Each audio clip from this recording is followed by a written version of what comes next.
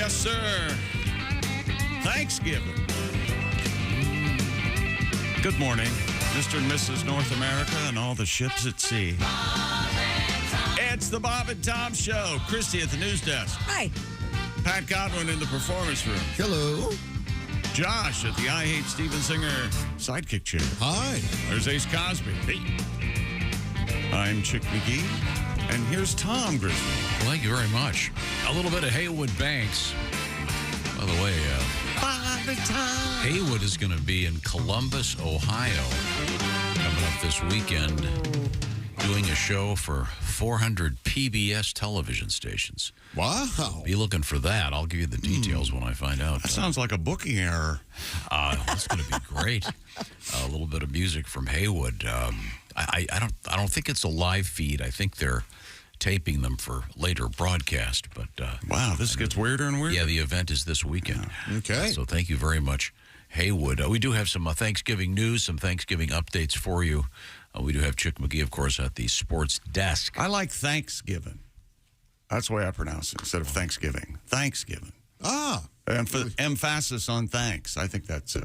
Tim Wilson always said Thanksgiving. What are you doing for Thanksgiving? Really? Wow, very nice. Yeah. Well, what do you think? Can I pull you over to my side on this? I would sound awkward if I were doing that. It sounds like an affectation. All right. But if you'd like to do that, I think you can sort of segue into White Trashville without it being too much of a stretch. Well, Thank you, Tom. I appreciate that. Well, I embrace my white trash fruit. Why not? Why wouldn't I? My Twinkie and mayonnaise sandwich eating moron. I'm my right here. beefaroni paper plates. Yeah. All right, good for you. Let's go for it. We learned a little bit about... I, to this day, have paper plates. Me too. Why? Dirty a dish. Why? Throw it away.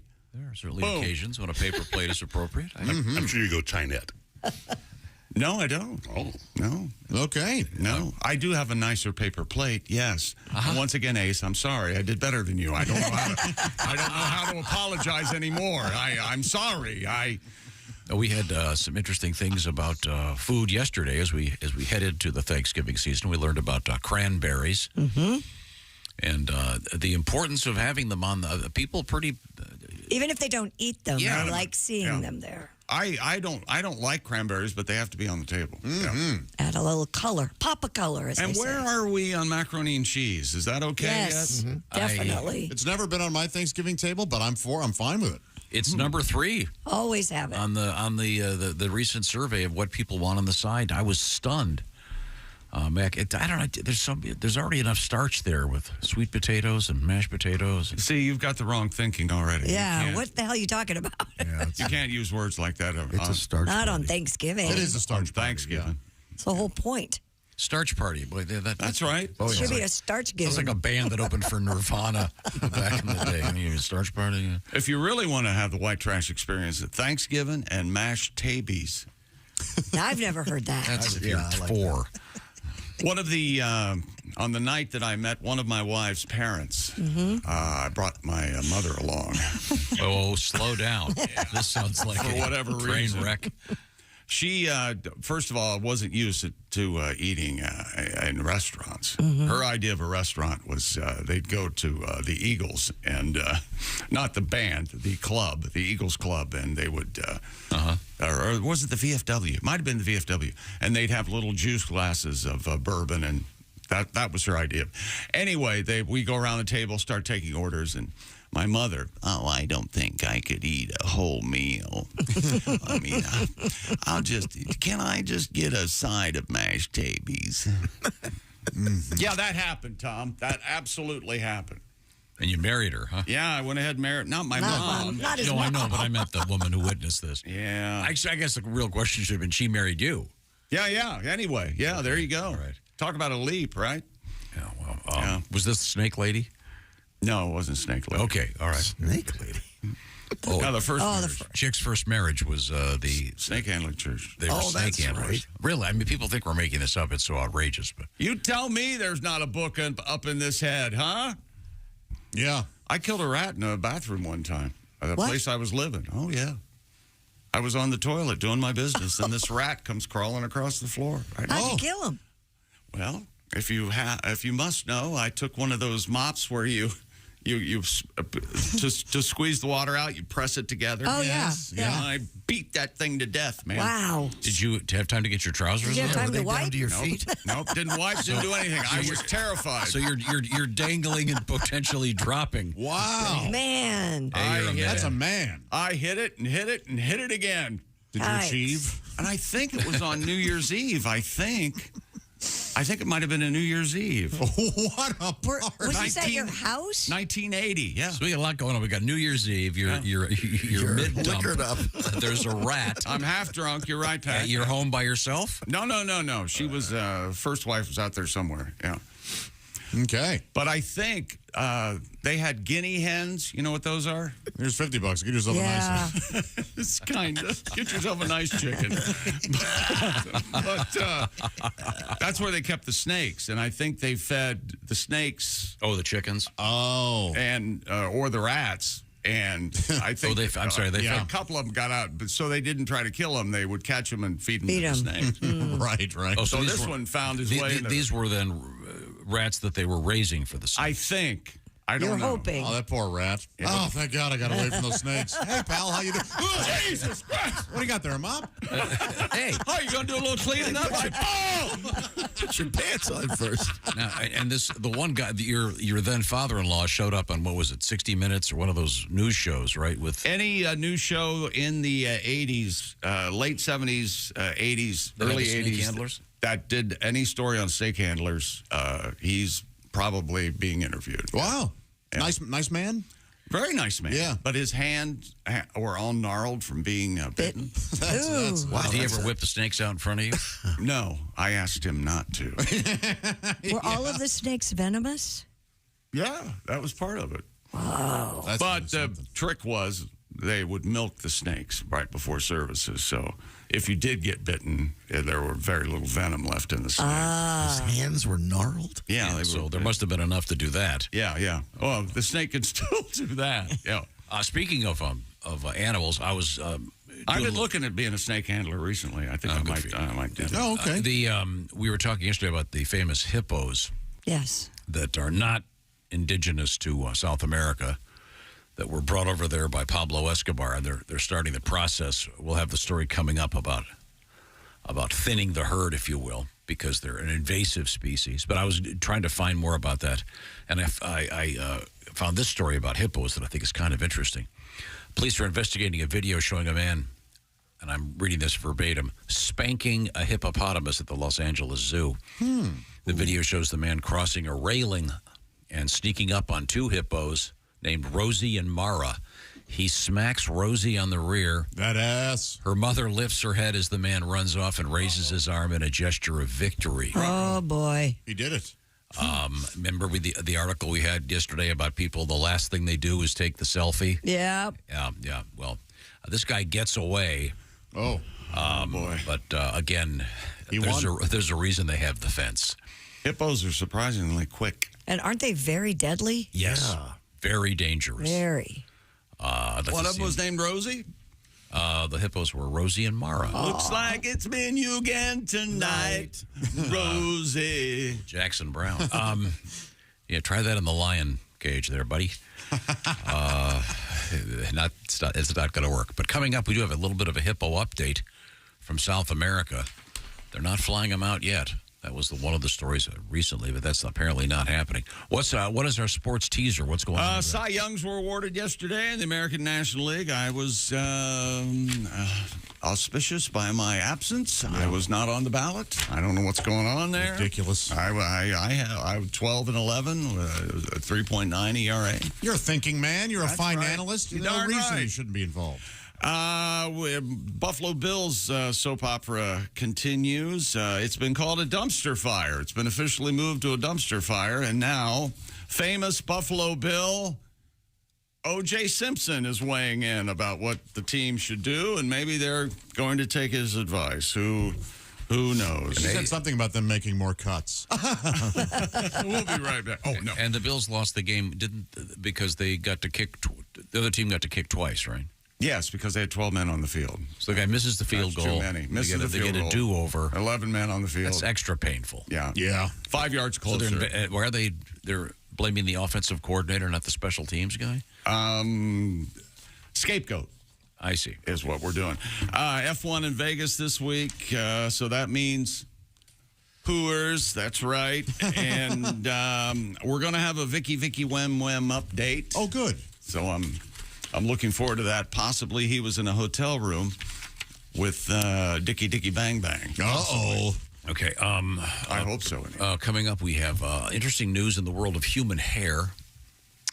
Human hair. I don't have as much human hair as I used to. And we have a poop transplant I have plenty of poop. update. Are you a? Wait, are you a donor? I am a donor. You got your? It's on your driver's license. You ever do that? And you're thinking, I'm not going to get the lid shut. Okay. There's no way. Yeah, the so-called fecal transplant is a real thing, and this is a news story about a guy who's they refer to him as a DIYer. Again, I'm not a doctor, but I do recommend medical supervision for Sure. many of these Yes. procedures. Right now, the Bob and Tom Show is brought to you by BetterHelp. This time of year, it can be rough. It's natural to feel some sadness or anxiety. We're all busy. It's confusing. Families get together and fall apart, whatever it might be. Therapy can be a bright spot in all of this darkness and help you maybe with the stress and the changes of the season, et cetera, et cetera. And BetterHelp is a really interesting way to approach therapy because it's all done online. It begins online when you fill out a brief questionnaire and you'll get matched with a licensed therapist. And by the way, you can switch therapists at any time for no additional charge. But then here's the key. The therapy itself is done online, so it's much more convenient. It's a lot more flexible because it suits your schedule. So if you've been thinking about therapy, this is a great option. And you can perhaps find that bright spot out there in your soul with BetterHelp. You go to betterhelp.com/BT show. Do it today and it'll knock 10% off your first month. Once again, it's BetterHelp, H-E-L-P, betterhelp.com/BT show. And by the way, the therapy can be done, say, like a Zoom call with cameras on, going back and forth with the therapist, or you could even do it as if you were texting back and forth or just on the phone, just talking. So it's up to you. It's all about you and what is convenient for you and what's good for you. So check it out, betterhelp.com/BT show. Also, coming up, something I witnessed years ago. It's now making the news. It involves the world of tattoos. This is the Bob and Tom Show. Morning laughter.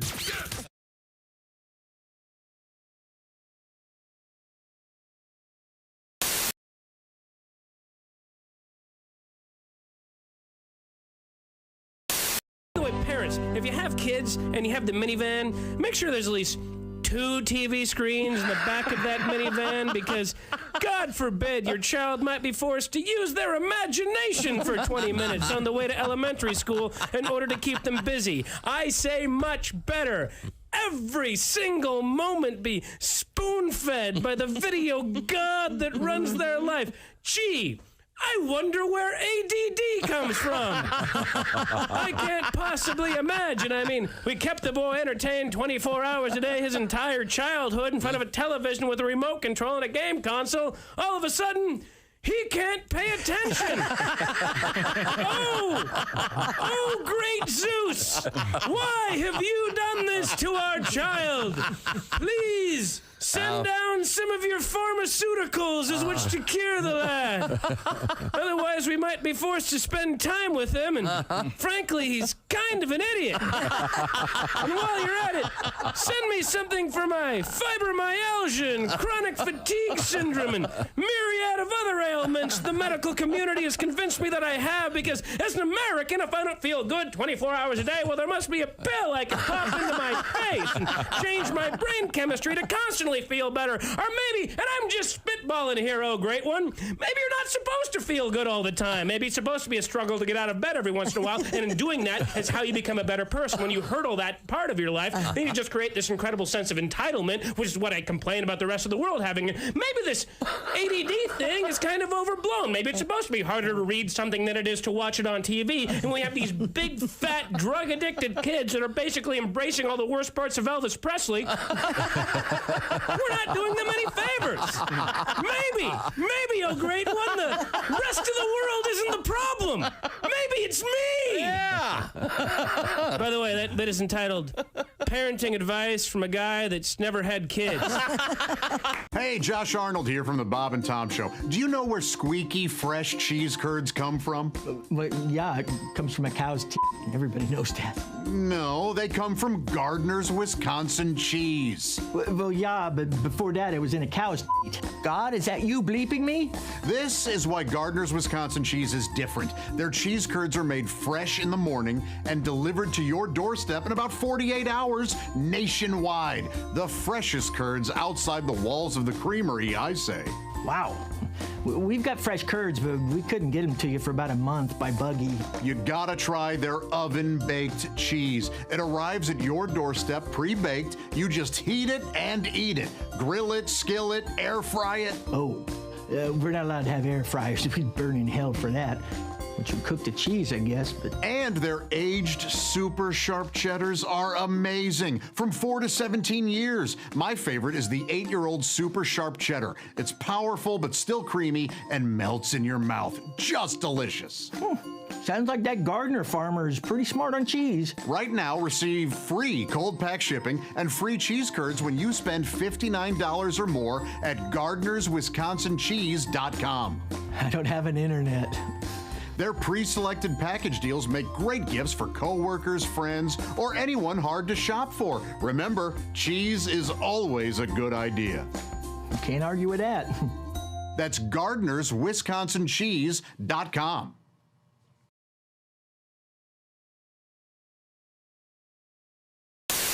6 feet and hit it again. Every hole I use the driver. Par 3, I don't want to see a 7-iron. I let the big dog eat. I grip and rip it. I got the weight belt on. Steve's playing some golf, baby. You give me a golf cart, a 12-pack, and a lake, I'll show you how to have fun all day. You ever wonder how far a golf cart can go in a lake before it sinks? You ever wonder that? 13 feet. I love golf. What a sport. It's a good sport. Essential Morning Radio. All day and all night. Really? No, seriously. Really? Bob and Tom Radio. Oh, yeah. And the sign said anybody caught trespassing will be shot on sight. So I jumped over the fence and yelled at the house, "Hey, what gives..."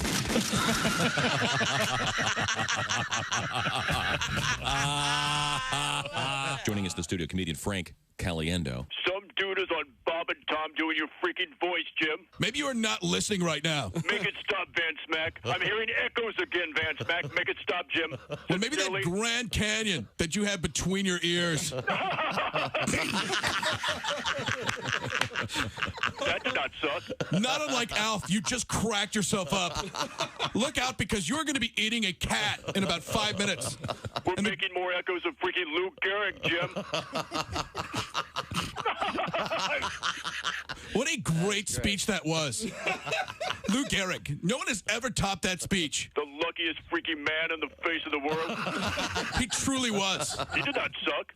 No, he did not suck. And that day was the luckiest day for him. Rack him. Hi, this is Larry Reeb, Uncle Larry. It's a sick world, and I'm a happy guy, and you're listening to the Bob and Tom Radio. Hey, welcome back to the Bob and Tom Show. 1 week from Thanksgiving. Wow. Tom, do you have your turkey unthawing, or are you a fresh bird, or what do you got going over Several things are happening. Things are in motion. Now, I can only guess, because you've gone on record as saying weekends for you are brutal. So I can only imagine how brutal a holiday is. I'm ahead of the game. We have most of the wreaths up. The Christmas lights are up. Okay. You're skipping Thanksgiving.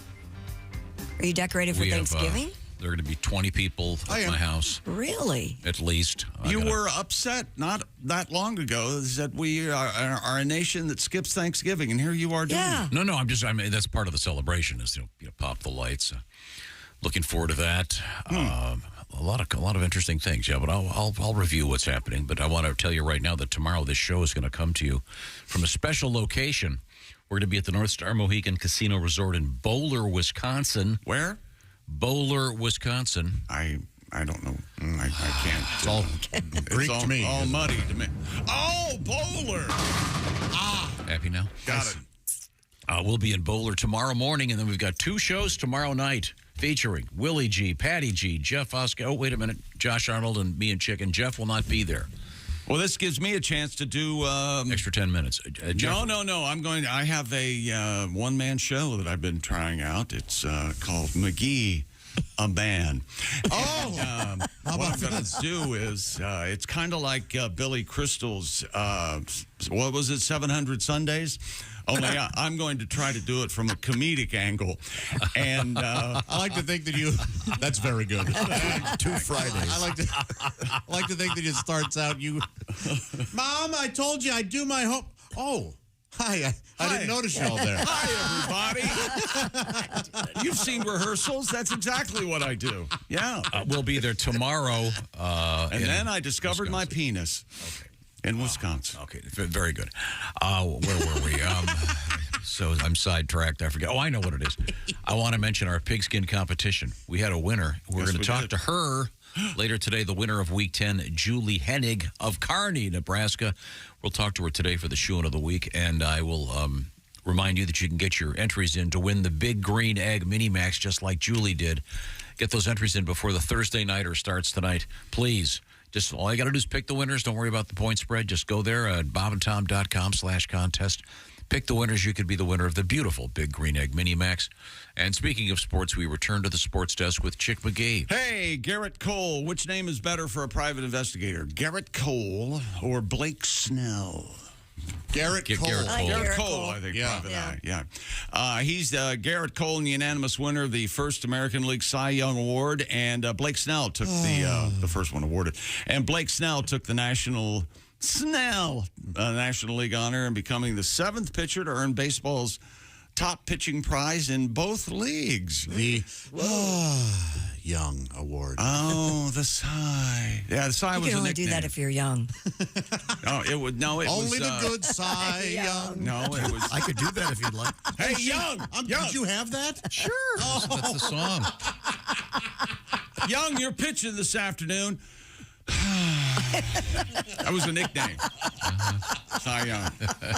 Did you know that? Was his real name Cyrus? Yes, Cyrus Vance Young. Okay. That's exactly Cyrus Vance. Well, we don't know that it wasn't. His great-great-great-grandfather was Jimmy Carter's Secretary of State, I believe. Pat, do you really want to tell us a little bit about it? Sure. I would love to hear it. Oh, come out, Garrett Cole. Boy, you were great. An amazing pitcher that smokes the home plate. We'll give you a statue. Some say it's fate. It's amazing what you have done. Only the Godwin Cy Young. That's what I said last year about another guy. Only the Godwin Cy Young. Only the Godwin Cy Young. Back to sports with Chin. Oh. He threw in that last year about another. I didn't remember. I'm sorry. Doesn't he throw that in there? And then when they get to the Hall of Fame eventually, they'll be entering the Hall of Fame. Enter the Hall of Fame. Enter the young. Enter Cy Young. The association, ladies and gentlemen. Enter Cy Young. There were rumors about that. Really? He would, okay, it's time. Okay. All right. A sigh of satisfaction. 2 of them? Yeah. 2 Cy Youngs? Yeah, Garrett Cole and Blake Snell.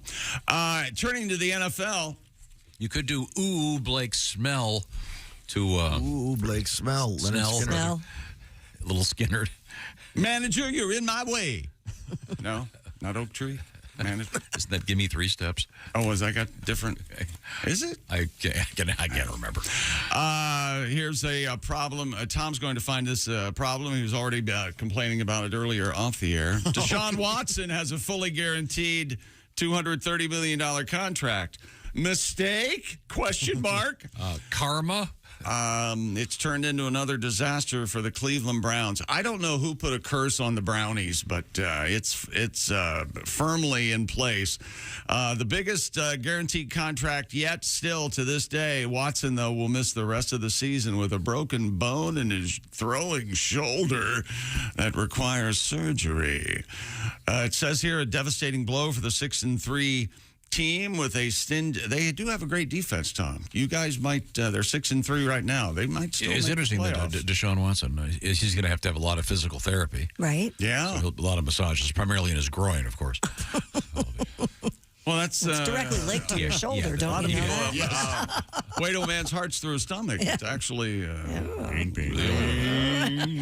The Johnsonville broad, if you will. Peeny.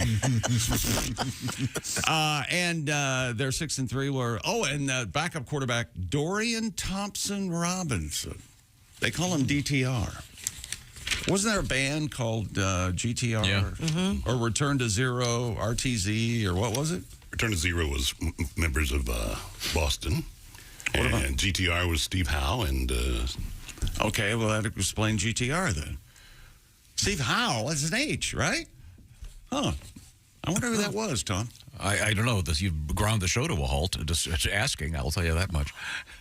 Well, the NBA has suspended Golden State's Draymond Green. Well, so what else is new? This time, 5 games for grabbing Minnesota's Rudy Gobert by the neck in an unsportsmanlike and dangerous manner. Also penalized by the league for their roles in the fight, which the dust-up, that was a couple days ago. Timberwolves and Warriors went at it. Gobert, also Jaden McDaniels and Klay Thompson, all fined $25,000 by the league. You know, Tom, poor Rudy couldn't find his uniform, so Rudy Gobert. Another nickname. Rudy no find uniform. Rudy Gobert. And speaking of the NFL and the Buffalo Bills, they dismissed their offensive coordinator a couple days ago. That was Ken Dorsey. He had a video that went viral. Something happened on the field, and he was throwing his headphones. And remember this video? Maybe you didn't. Maybe you didn't. He pitched a fit. He did. And guess who weighed in? That's right. Former Buffalo Bill great OJ Simpson. Juice? Hey, X-World, is me, yours truly. Well, I'm watching the sports shows this morning, and one thing kind of got on my nerve.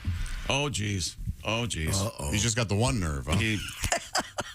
Just the one? He got on his... Well, Did he all cut the other ones while stabbing a all waiter? the other nerves are gone, yeah. Yours truly. Well, I'm watching the sports shows this morning, and one thing kind of got on my nerve. One of the shows, they're going on about the Buffalo Bills and the firing of Ken Dorsey. Well, first of all, let me make this clear. Okay. Buffalo was maybe one of the top 3, maybe 4 teams in football until Milano got hurt and Ladarius, I think it's Ladarius White, the cornerback, got hurt. When those guys got hurt, the Buffalo Bills may have become maybe a wild card team at that point. As far as Ken Dorsey. Juice, can I interrupt you for a second? How much longer is this going to go on? Do you have any idea? Some guys say he's a scapegoat. Offensively, he's the problem. Are you still talking? I guess? Nobody watched more Buffalo Bills football than I've watched. It started last year. Okay, he goes on for about another minute. So. I was really glad he's able to weigh in on things. Do you hear how he Why don't you introduces... ask Ron Goldman? Yeah. You think he was a Bills fan?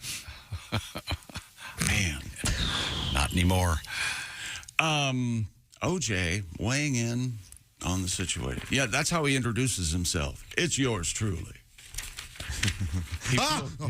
Okay. He's convinced he doesn't have to say I'm OJ Simpson. It's yours truly, Tom. Okay, that's nice. Formula One has arrived in Las Vegas. A week of parties, concerts, celebrity-packed events, and hooers for Saturday night's race. F1's first trip to Vegas in 41 years promises to be nothing like any other race on the 24-event calendar. And, of course, the results of the race will not be made known because whatever race is in Vegas stays. Sure. Please. You have to go to find out. Yeah. That's right. It's all a big secret. And, Tom, I have a story just for you. Finally. You're going to be very excited. High-tech soccer ball is a-coming. It helps with more accurate offside decisions. That'll make the European Championship debut next year in Germany. After being used as at the 2022 World Cup, European soccer governing body UEFA and manufacturer Adidas unveiled the ball for Euro 24 in Berlin. It's named Fußballbaby. Huh? Fußballbaby. Oh. The German word for love of soccer. It'll be used at next year's 51-game tournament. It has a chip fixed on a gyroscope inside the ball that sends data 500 times per second to record the point at which the ball is kicked. Unfortunately, the ball now weighs 19 pounds. Yes. So players are going to have to start really working out. Well, my contention is that. Well, this is your contention. They have the technology now to have these, so they'll know where the balls are in football. And, so let me get this straight. The bringing out of the chains is a joke. It's part of the game. It's part of the Tom. It's inaccuracy is part of the game. If you've got money on it, you want to know where that ball really went. You're kind of right. Inaccuracy kind of is part of the game. Yes. What's that part of gambling? Sure. You're not going to go, hey, look, you know that one, they spotted that ball a yard short. Can I have my money back? Well, yeah, no, you can't do that.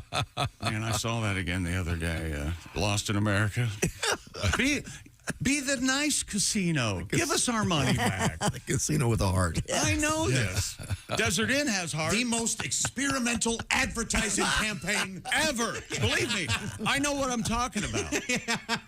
Gary Marshall goes, I beg your pardon? Yeah. A little bit of Albert Brooks. Yeah. Oh, God. Great movie. Very good. Now, you know there's two things you can't see in Cleveland on Sunday?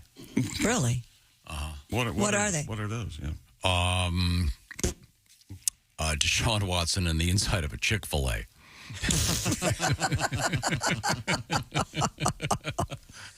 He's right. Sure Am I right or not?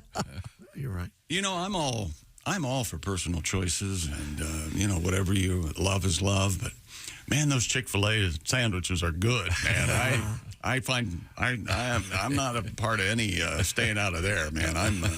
They're good. Those nuggets. You ever have the chicken strips? Dunk them in that honey mustard. But see, they're closed on Sunday, so much like Deshaun Watson's career. Okay, sorry. Don't they have a Chick-fil-A where the Falcons play at Mercedes-Benz Stadium? And if they play on Sunday, they're not open? It's closed. Yeah. Oh, my. Remember, Kostaki told us that, I think. Right? Could they do something? I guess they couldn't do something where they have. I don't know. That wouldn't work. Have people of a different religious faith run it during the. Much like the lighting of. Never mind. No, let's just I don't think it works that way. Okay, I think the guy who owns Chick-fil-A, his last name or his first name's Truitt. Don't you have experience with a man named Truitt? Absolutely. It's one of his early radio appearances. Tom. I used to do a live phone call every morning, Josh. Yeah. At 7:30 in the morning. It was a bit. It was a great guy, an American hero. He was a war hero, a Truitt Stottlemyre. Huh. And he would call up, and I would get to do one of my fun interviews, except it would be like, well, we got tomatoes today, and then he'd give the price, and then he would just read what the grocery specials And then, okay. How would you wrap it up, Tom? After he'd read these amazing specials at groceries, you'd love this, Ace. Then I would say, how do you do it? Truitt. Very good. And it was a little bit of inside radio. It was logged as a 60-second commercial. It usually goes 6-7 minutes. Did he realize you were making fun of him the whole time? No. Okay. But he was a great guy. God, no. But I'm not kidding. Every morning, here we go. We'll get back to the music. I know you, though. I bet you look forward to it. You give a little personality. No, I could barely. It would be, hey, I've got Truitt Stottlemyre on the phone. What's happening at Stottlemyre's grocery today? And he'd go, well, we got your apples, and then just go on and on and on. Could never get a word in edgewise, and finally, I just this exhausted. Is that it? How do you do it, Truett?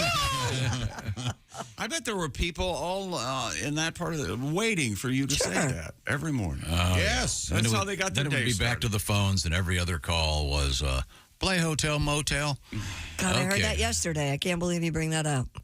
Hotel Motel was the the street name of Rapper's Delight. And I still say, Sugar Hill Gang, Wonder Mike does not get enough credit.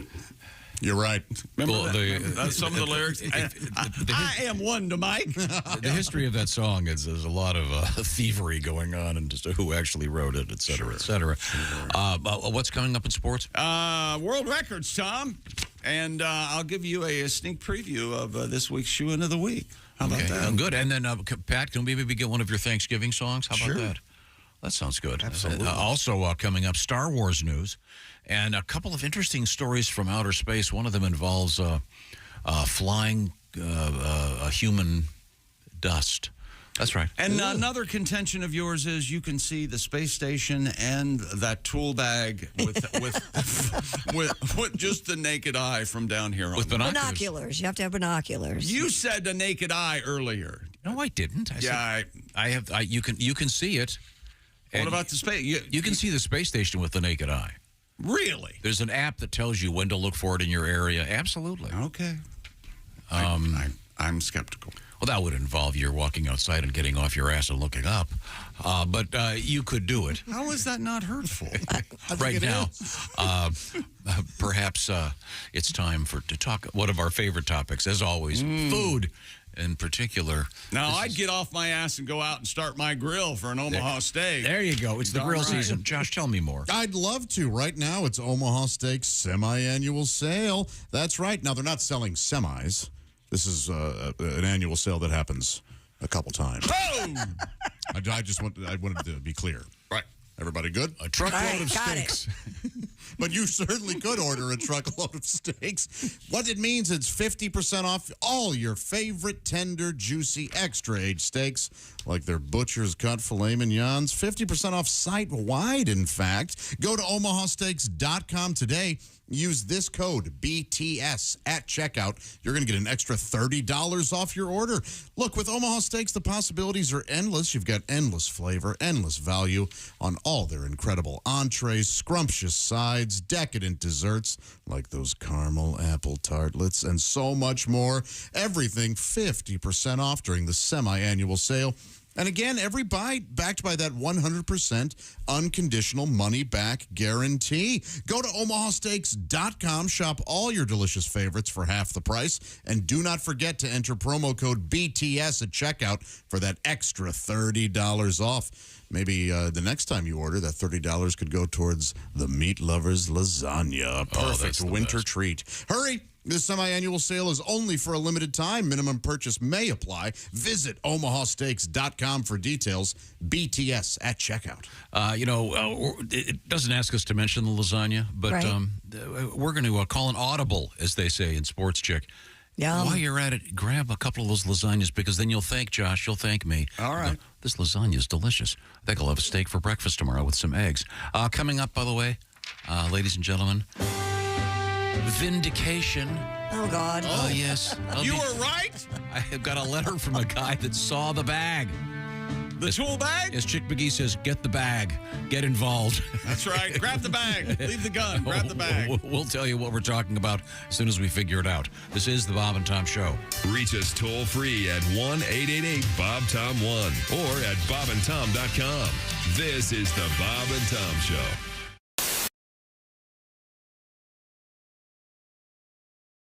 If the Belgians don't like it, the fries of today are fundamentally Parisian, according to food historian Pierre Leclerc, who said in an interview with the paper, which was published on International Belgian Friday, as if to add flame to the oil. Pommes frites. What is a pommes frites? A French fry. French fry. Oh. Yes, Ace, you have a question. Well, you know, Tom, the first French fries weren't fried in France. What? Huh. They were fried in grease. In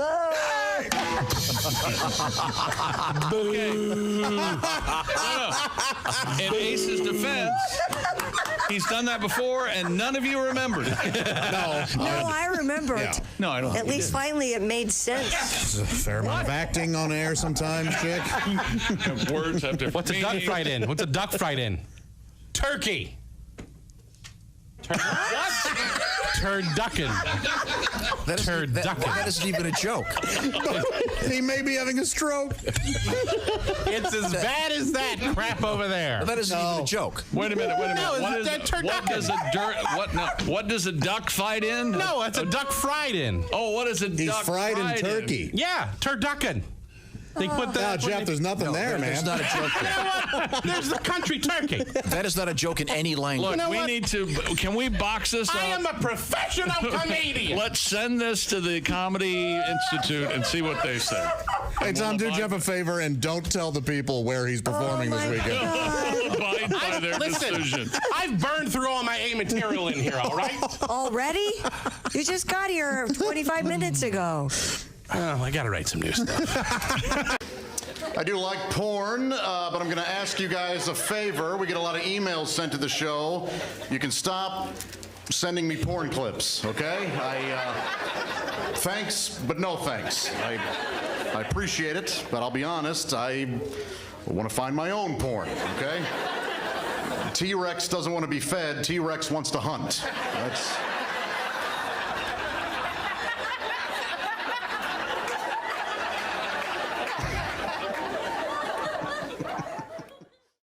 It's Josh, and of course... Hi, Chick McGee, everybody. Your chance to win a Mini Max Big Green Egg for Bob and Tom and Big Green Egg. Each week, someone will win a Mini Max Big Green Egg. It's the Bob and Tom Show, Pigskin Pickem, powered by the Big Green Egg. Go to bobandtom.com/contest on the computer. Is that where you go? Are we eligible?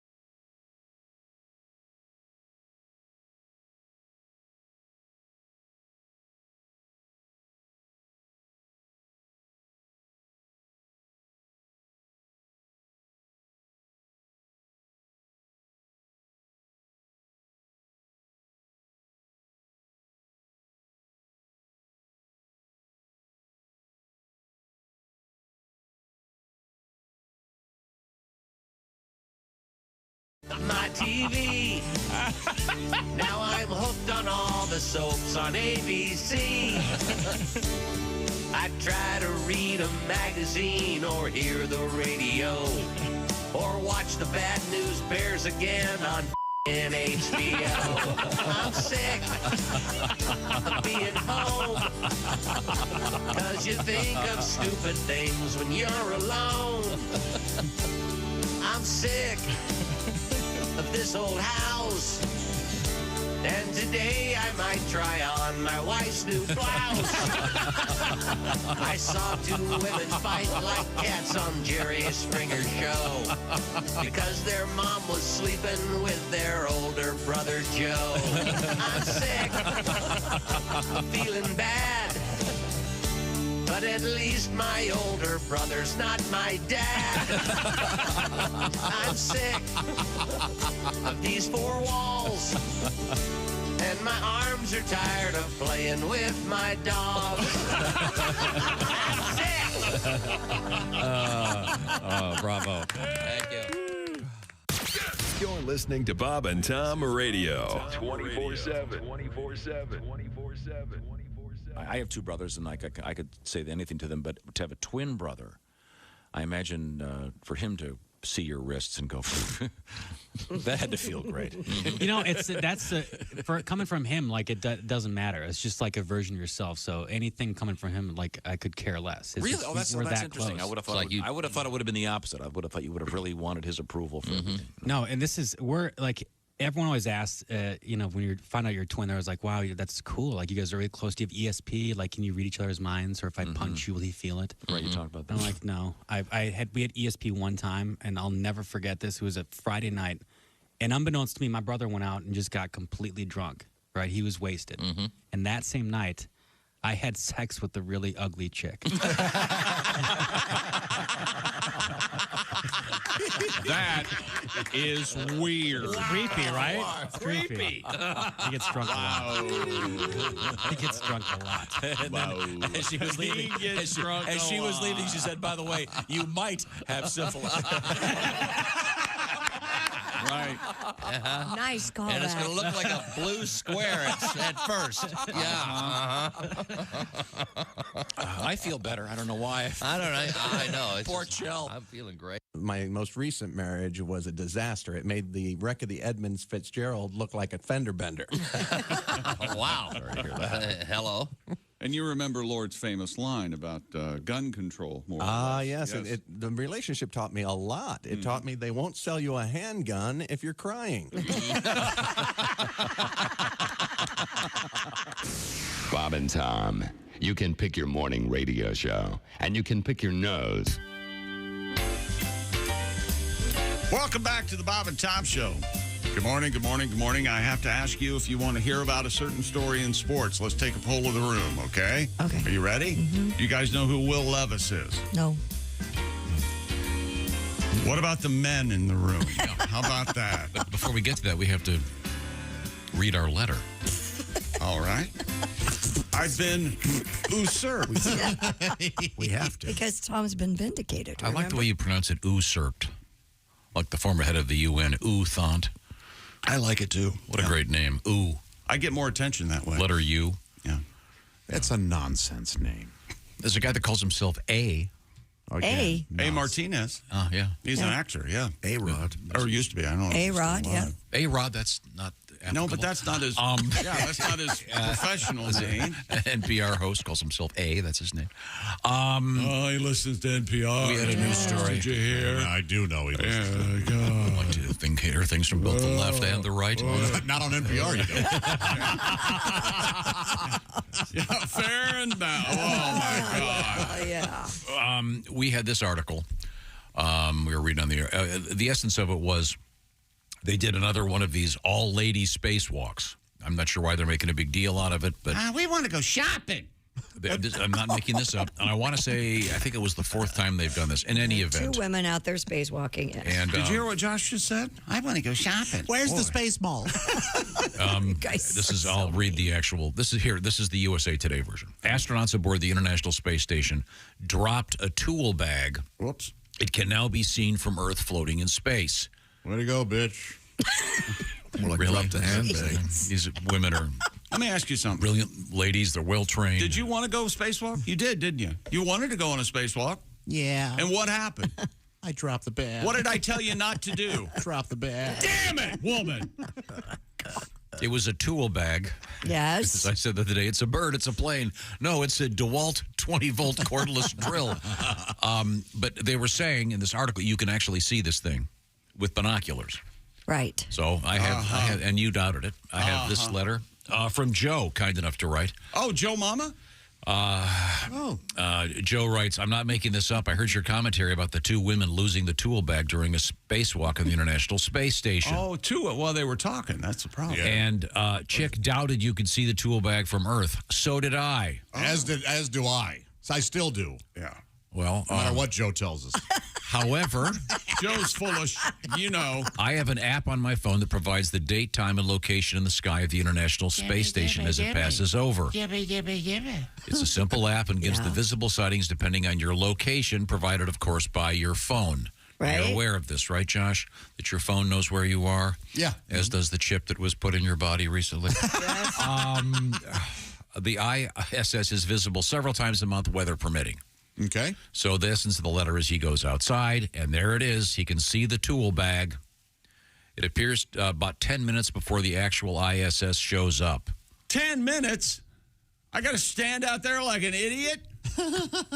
Instead of sitting inside like an idiot? And he says something, obviously your show is making me smarter and educating everyone on the issues of women in space. Was he using binoculars or a telescope, or does he say? Welcome to the world of questions, Tom. How's it feel? Yes, he says. Okay. Hey, that's a lie. A total lie. I know it was.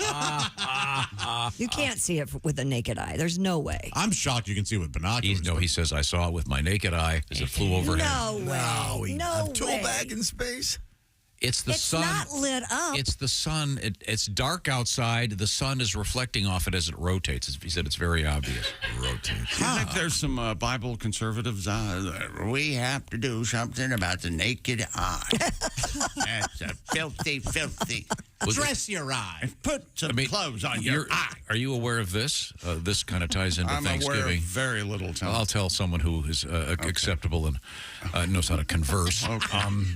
There's listening is the other In this component room? of conversation. I'll talk to you, Christy. Okay. You ever see a piano that had the curtain around the bottom so you couldn't see the legs? Oh, yes. That was a Victorian thing. Also, when I was growing up. Wait a minute. Your contention is they put a curtain around it because legs of piano was obscene. Yes. A skirt, piano skirt. Mm-hmm. Also, is that right? Yeah, that's what it was called, too. In certain Victorian play, you wouldn't refer to, say, a chicken leg. You would ask for the, this is going to come out as a drug joke, you'd ask for the second joint. Mm-hmm. I'm not kidding. They still say that. Some people still say that. Instead of saying, can I have the chicken leg, you'd say, can I have the chicken joint? That was the second joint. The second joint. People in this country didn't say chicken leg because of well, I'm just saying, they were Victorian times. They were pretentious. There's certain people who think everything in England is better. They're pretentious jackass. Oh, wait a minute. That's you. Now, there is a chance that the person who put the piano skirt on said, hey, we don't want the audience to see these legs. That's lewd and lascivious. Right. Actually wanted the skirt on so that his girlfriend could give him a beach while he was playing. Right. But you mean boyfriend. This isn't going to suck itself. Okay. So, and in any event, this guy writes where he lives, the bag will be visible at 7 p.m. this evening. Look southwest as the rotating tool bag will travel from the horizon overhead. Can I get to where he lived by 7 p.m. this evening? Do we know where he lives? I'm not saying. I don't want people harassing my friend Joe. So anyway. Hey, Joe, I heard you can see the tool bag. I'm here, buddy. It's pretty amazing. So you and Joe say. I don't know who I'd believe. I'd believe my own eyes. Is what I believe. Is there a chance this tool bag is the size of like even bigger than a hockey equipment bag? I'm gonna look it up. I mean, come on, like the tool bag that we're all picturing is. Yeah, what are the dimensions of this tool bag? It wouldn't matter. The sun is reflecting off of it in a dark sky. So you're saying a soda can we'd be able to see then if the sun reflected off that might require binoculars. Here's the thing. How big is the bag? We've all seen it. You're outside, and some guy looks up at the side. He goes up the sky and goes, I see that there's Venus. And does this look like a dumb star to me? That's Venus, and that's the dumb in the sentence is you Mars, listen. and I'm sorry, beg your pardon? Oh, yeah. There's a terrific app out there that you can have on your little phone, and you can point it at the sky. It'll tell you exactly what that star is. I like it when you say things like little phone. It's amazing. That app will tell you what it wants you to think that star is. Oh, really? Oh, this is one of your conspiracy That's theories? exactly right. Do you know there's an app that if you go to the app and take a picture of a plant, it'll tell you what plant it is. Yeah. And it'll tell you if it's sick and what to do to fix it. Yeah, it's becoming pretty scary out there. Apparently, this tool bag is reflective. What, are they afraid it was going to run into something? Oh, it's one of those space blanket things, I bet. They made it out of extra. Yeah, they made it out of extra space It's blanket. interesting. We have reflective materials, and yet the morons who walk around here and run in the early morning wear all black. No joke. I tried to hit her this morning, but missed. Hey. Well, I was going to run her over, but she had a dog at the last minute. I didn't want to hurt the pup. You let me know where she is. I'll hit her. You're not trying. I wish I were kidding, but people, please wear reflective clothing. Yeah. We have more sports coming up, and Deion Sanders, a little bit of hot water right now. But really? Oh, what is it? Scoreboard? The dream of the college football world. It might be coming.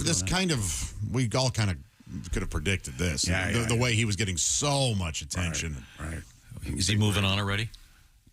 I don't know. Is it see you? I don't. Maybe he's going out to Joe's to see the toolbags. Okay, good. We'll come right back. Coming up, we have meat in the news, hair news, apocalypse news, cool tattoo news. I like meat. Well, you're going to love this then. This is the Bob and Tom Show. Add to or continue the conversation. Check out the Bob and Tom Show on Facebook. Get the link at bobandtom.com. This is the Bob and Tom Show.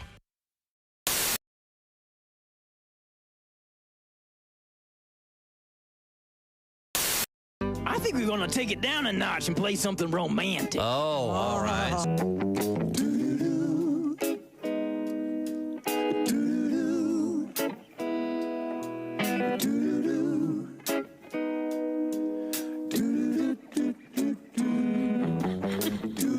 You've got secrets, you're not saying a word.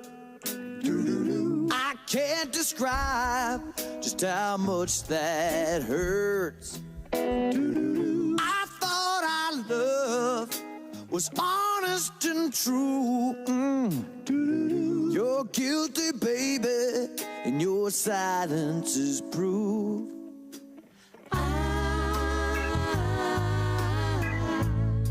How can I read your mind? Have we been living a lie? It's not up to me this time. I'm leaving it up to you, baby. Leaving it up to you, girl. I'm leaving it up to you, baby. Don't you tear apart my world. I'm leaving it up to you, baby. I'm leaving it up to you, girl.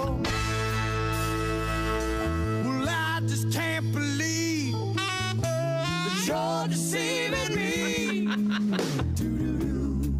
It's a slow dance for Java and Christy Lee, ladies and gentlemen. This is not a lady's choice, obviously. You come home looking like you've been caught in the rain, smelling like cologne, and it ain't rained for days. Hi, karate. Time after time, I say this can't get much worse. No, no, no. You've got cheating in your eyes, girl, and your drawers in your purse. Oh.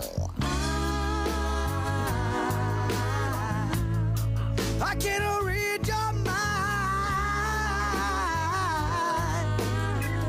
Hey, we've been living a lie. It's not up to me this time. I'm leaving it up to you, baby. I'm leaving it up to you, girl. I'm leaving it up to you, baby.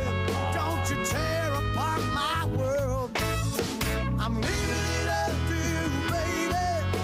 I'm leaving it up Java's coming to see me. Well, I just can't believe you're deceiving me. Oh, no. Smells like high karate.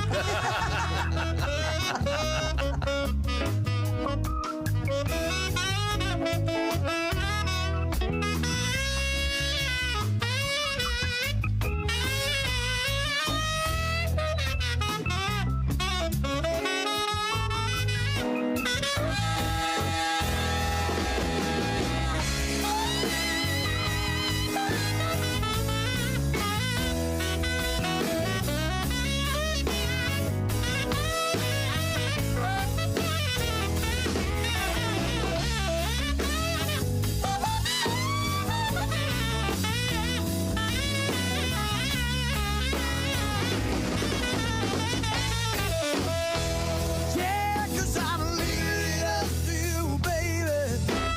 Leaving it up to you, girl. Leaving it up to you, baby. Don't you tear apart my world. I'm leaving it up to you, baby. I'm leaving it up to you, girl. Well, I just can't believe that you're deceiving me. Oh, no.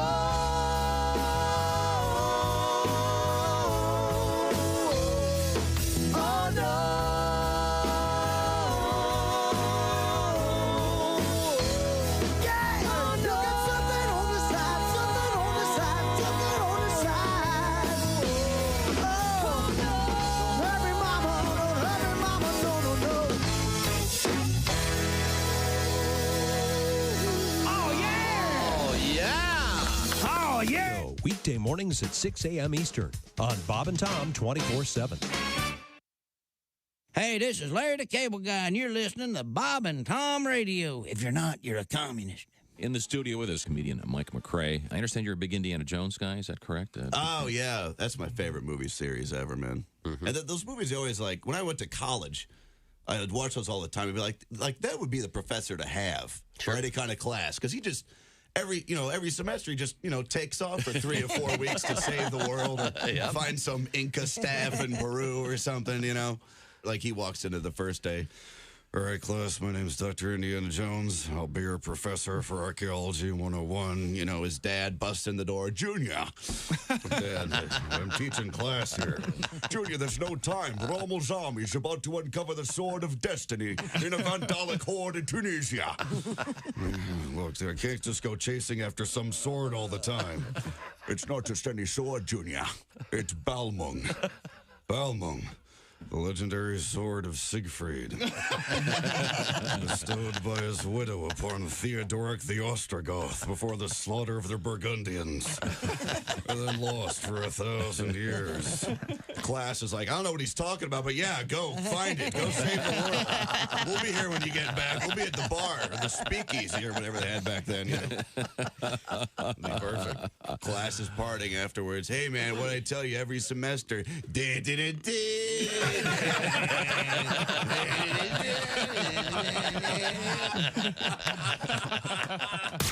You're listening to Bob and Tom Radio. You're so weird. You have no idea. Essential Morning Radio. This is Bob and Tom Radio. 24/7. Hi, this is Augie. Hey, welcome back to the Bob and Tom Show. At the news desk, it's Christy Lee. Hey. There's Pat Godwin in the performance room. Hello. There's Josh Arnold at the I Hate Steven Singer sidekick chair. Chick, how are you? I'm not bad. There's Ace Cosby. Hey. I'm Chick McGee, and here's Tom Griswold. Thank you very much, Chick. We were talking about the bag lost in space that you can see with the naked eye at night. No, there was no bag lost. They both made it back into the shuttle. They just dropped a tool. They dropped the tool bag. Right. You can see it with the naked eye at night, is what you're saying. And I have another letter right here from Adam in Kentucky. Hi, Adam in Kentucky. He Googled it, and he could find out about the size of the bag. But once again, it were two lady astronauts, very brave souls up there. Hey, what do you call a lady astronaut? Astronaut. An astronaut. Yeah. That's right. They did, in fact, leave behind the tool bag. You can see it floating off if you watch the video. It's look very carefully. Looks like a big suitcase. The Louis Vuitton logo. They should have, I was going to say, they should have put sacks on the outside of it. They wouldn't have lost it. They wouldn't have lost it then. Christy, your thoughts on all these? You like all these jokes? Awful. You're awful. Why aren't those women in the galley making lunch instead of... These women have done so much more than we'll ever. Yeah, I know. Brave, Smarter incredible. than all of us put together. Well, and you know me, I pretty much am captain of my own ship. You know that. Well, I'm sorry. In any event, if you're interested in that, you can see it with the naked eye. A little travel around Google a little bit, you'll find out how to do that. A bumpy morning today. I got a new suitcase, and of course we're going to Wisconsin tomorrow. We'll be up there in the North Star Mohican Casino Resort in Bowler. We'll be starting at 5 a.m. You can join us. 2 shows tomorrow night as well. This will seem like it's another story of how stupid I am. It's because it is. So this suitcase has a combination lock built into the suitcase. Yeah. So I was there, I don't know, 45 minutes trying to get this suitcase open. And I'm like, you remember the Samsonite commercial with the gorilla? Yeah. Sure. And he's throwing it. Same thing. Same. So I don't understand. Does it come with a combination already established? It comes with the 000, and then you open it up. But I still couldn't get it open. I couldn't figure out how to open it. I finally did, obviously. Mm-hmm. And then there's some way you can, I still haven't scaled that mountain where you put in your own combination. You haven't packed yet? Later. No, it's all packed, ready to go. I haven't packed yet. No. Have you packed? It's just not locked. Yeah. And by the way, while we're at it, my new favorite unphrase on the radio now or interviews, We have to unpack this. Have you heard that constantly? There's a lot to unpack here. Oh, God, that's a hack phrase that's out there constantly. Well, How about if we unpack some optics? Yeah, we unpack the optics of the What's wrong with that? of the resonating blah blah blah. Could we? This is why we don't talk about politics. What have you got over there, Chick McGee?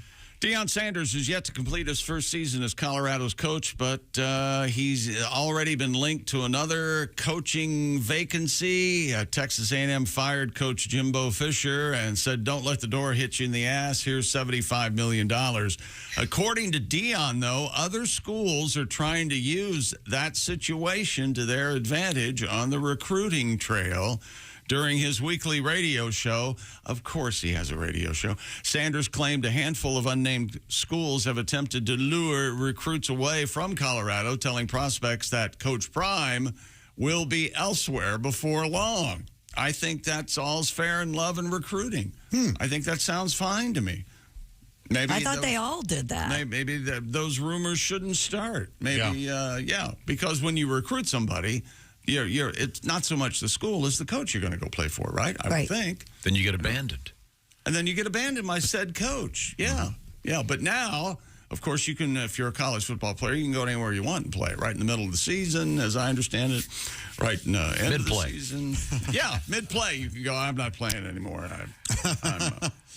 I tried to bring this topic up a couple of years ago where the high-profile players would not play in bowl games. I think one of the Bosa's did it at Ohio State. He wasn't going to play in the bowl game because he was... Who was it? Nick Bosa or Joey Bosa. Bosa D's nuts? I think he does have both of his nuts. Okay. And but he wasn't going to play because he didn't want to get injured looking forward to the NFL draft. Now, are you a member of a team or not? That doesn't seem... He was waiting. Buckeye, let's go Buckeyes! Unless I'm really good, then I don't want to injure myself. He was waiting to get, as you put it, the bag. Get his bag. Get paid. Boy. He can unpack the bag full of money. Yeah.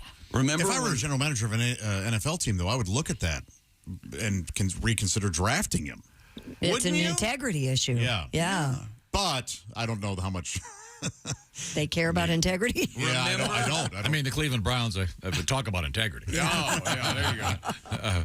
Remember when... he's not a rapist, he's a rapper. Oh, I see. Okay. Remember when this was an issue? He needs to stay and get his degree because who knows what's going to happen in the NFL. If he fails, he only has $100 million to fall back on. What's going to happen? Remember that? Mm-hmm. You remember. Okay. Travis Kelce is worried that there might be bad blood.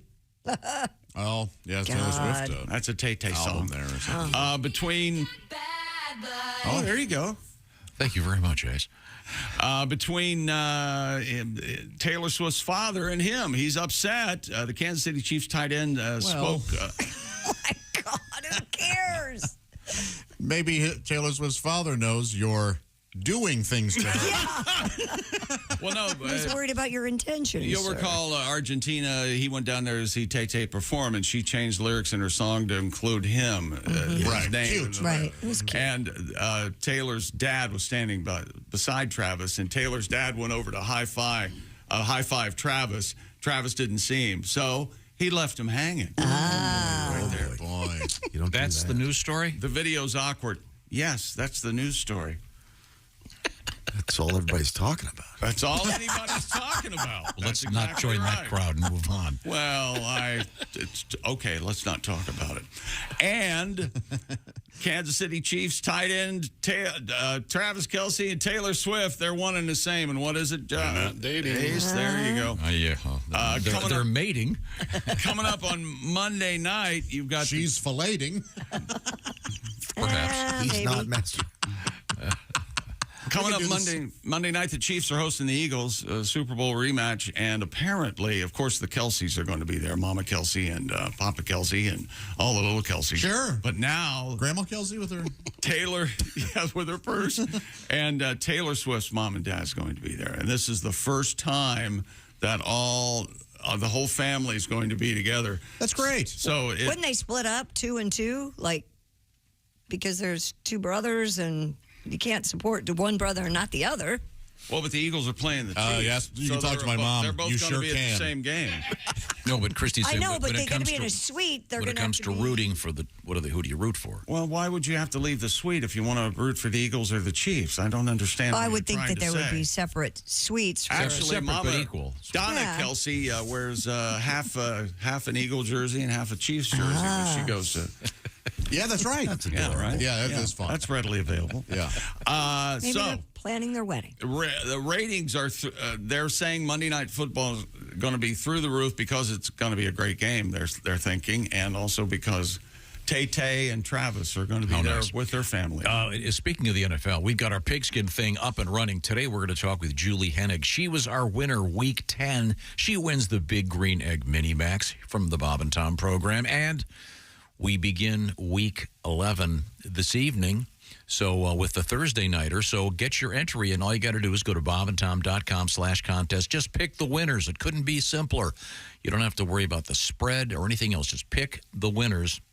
And you could be a winner of the beautiful Big Green Egg Mini Max. Coming up later, the shoe of the week. Is that correct? That's right. Later today. And we'll be talking with Julie Hennig from Kearney, Nebraska.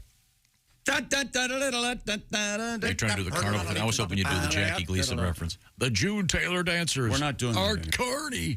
No, okay, no more. sorry. No more. Right now, I want to talk about tomorrow. We're going to be in Wisconsin doing the show live. In front of people. Yeah, at the North Star Mohican Casino Resort. And you're welcome to come join us. We'll be there early. 5 o'clock local time, we'll be starting. And you'll hear this from people in the crowd. That's it? That's all you guys do? You just sit there? That's right. That's helpful. You know what else you might hear from the crowd? What? Squeak, squeaky.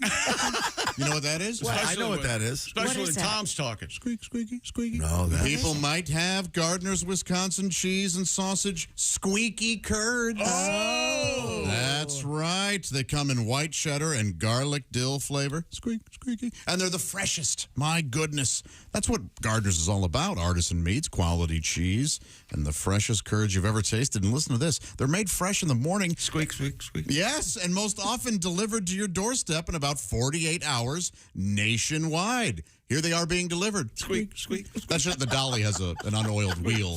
You can't hear the squeak. Gardner's Wisconsin cheese. Oh my gosh, look at this. It's What do you got over there, John? Ooey gooey oven baked cheese. You got some right there? I do, yes. I'm going to show you the chipotle and the garlic, and as you can see, they're browned already on the top. Oh, now, man. what you do is these arrive to you pre-baked. You just heat it and eat it, grill it, skillet, or air fry it. That's what I sound like. Take the plastic off. Yes, of course you want to do that. You can also get their super sharp aged cheddars from 4 to 17 years. Try out that 8-year-old. My goodness, powerful, creamy, melts in your mouth. And look at this. What have I got here? A summer sausage. That's right.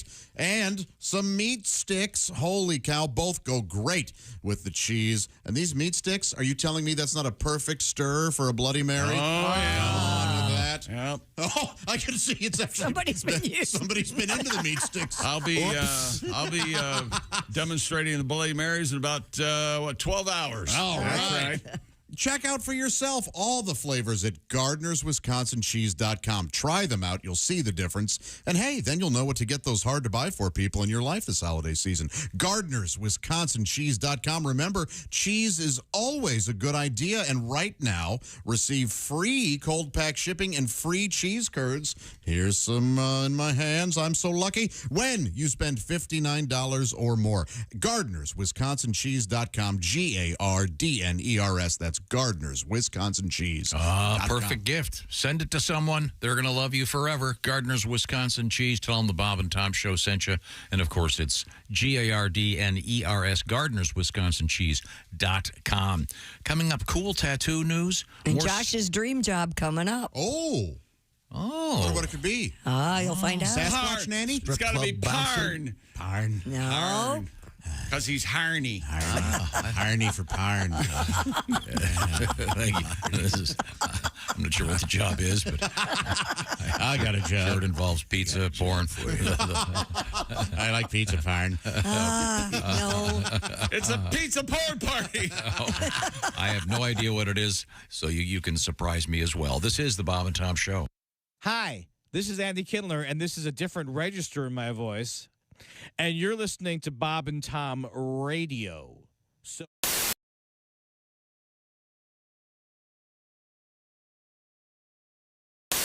And Duke, I understand you've got a very special surprise for us. You could say that. All right. Just did. Are you ready for it? Yeah. This could be complete chaos. Okay. That's what we like around here. The bird of America has always been the bald eagle. But there's another feathered unsung hero too. Generation after generation giving up for the common good. Listen to the story, let the truth be understood. Oh, eat me! I'm a turkey. My heart, I'm red, white, and blue. Oh, eat me! I'm a turkey. A true American patriot through and through. 1, 2, 3, 4. The birds just split, flap, fly, and flutter. From the toucan to the tiny parakeet. Much meat. Them with nuts, breadcrumbs, and butter. So, chop off my head and then turn up the heat. Eat me. Ha-ha, I'm a turkey. Stretch out on the sofa when you're through. Oh, eat me. I'm a turkey. The next day, I'll be a tasty sandwich, too. Now, turkeys have their splinter factions. Dissident birds, unwilling to serve. Foul, pinko, sissy, wimpy turkeys. Right. But the major portion of these semi-flightless birds say, oh, eat me! Eat me! I'm a turkey! Yeah, penguins and parrots wouldn't be the same. Oh, eat me! I'm a turkey! Yeah, gobble me up before the football game! Oh, boy! Auntie Gert and Uncle Hank, get that whistle and give it a yank! Let's take this opportunity to thank! Who else but me? A turkey, that's right! Eat me like the Pilgrims used to do! Oh, eat me! I'm a turkey! If I had a musket, I'd be eating you! I regret that I have but one carcass to give for my country. Oh, no. One good-looking turkey, but we're going to stuff this son of a bitch. It's going to be really good, I'm telling you right now. Turkey. The turkey's being walked off the camera. We have set up a guillotine. Oh, my Lord, look at that. What was the budget for this? Holy hell. Oh, today, I consider myself the luckiest bird. This thing's not going to kill me, that's right. On the face of the earth. Oh, boy.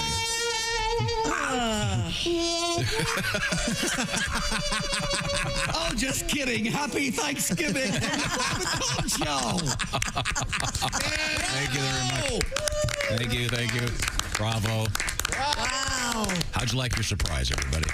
Loved it. I loved it. He's got moves. I had no idea he could dance like that turkey. It was like watching a late-night movie. You know, they've got the production values are a little less than you're expecting. Yes. Just enough. You've finally done it. That was a surprise. Yes, that was. Thank you very much. That was a delight. Duke, nice work. Nice arrangement of a classic Duke Tomato song. Hi, everybody. Chick McGee here from the Bob and Tom Show. I want to tell you about the NFL season coming up. We got together with the folks at Big Green Egg, and each and every week, you're going to have a chance to win a Mini Max Big Green Egg during the Pigskin Pickem program on the Bob and Tom Show.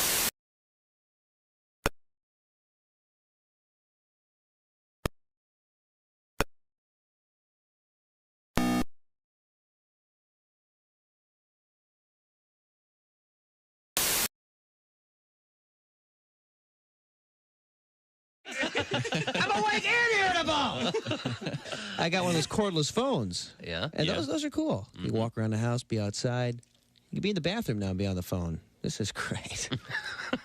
That noise? Oh, I'm making coffee right now. Let's talk to our guest, Tom Foss. Now, do you have any animals?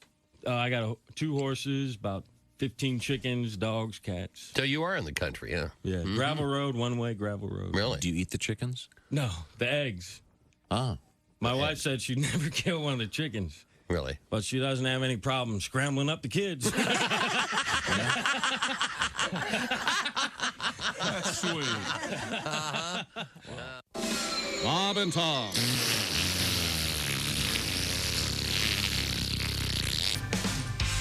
Hey, welcome back to the Bob and Tom Show. These traveling microphones will be on the road later today. Our destination tomorrow morning in. You forgot? Here's your hint. I got nothing. Bowler, Wisconsin. Oh, yeah, We're going to be at the North Star Mohican Casino Resort in Bowler. That's right. Not too far from Stevens Point. I hope to see you there. We'll be broadcasting this show, then a couple of live comedy shows. Willie G, Patty G, and Mr. Oskey will not be able to make it. He, unfortunately, has developed a case of the COVID. But Josh Arnold will be there with us. Chick and I will be your hosts. Hope to see you there coming up tomorrow morning and evening. Does this mean I get to do my close-up magic hunk? And, You better start practicing. Yeah, that's right. I saw an audience member in half. And It's all good. This time, keep your fingers crossed. We were talking about outer space and the fascinating story about the astronauts losing the tool bag that's now orbiting the Earth. Yes. But I love these space stories. Christy, if we could break away from sports momentarily, we have an exciting story from outer space. Do you have that over there? I have a couple of them. Which one are you talking about? Well, why not do them both? We're not doing anything but sports. NASA's Lucy spacecraft has discovered a tiny moon orbiting around a small asteroid. Lucy. Spacecraft Lucy. It's Lucy's ass. Snapped a picture of the asteroid dubbed Dinkinish. And its mini moon, both situated 300 million miles away in the main asteroid belt I beyond will call Mars. him Mini Moon. Now, there's a reason for the names of both the spacecraft Lucy and Dinkinish, if you'd allow the lady I bet to finish. there is. What else you got, Christy? Oh, please. Oh, you want to keep This talking is about how cool is this? This little Not very.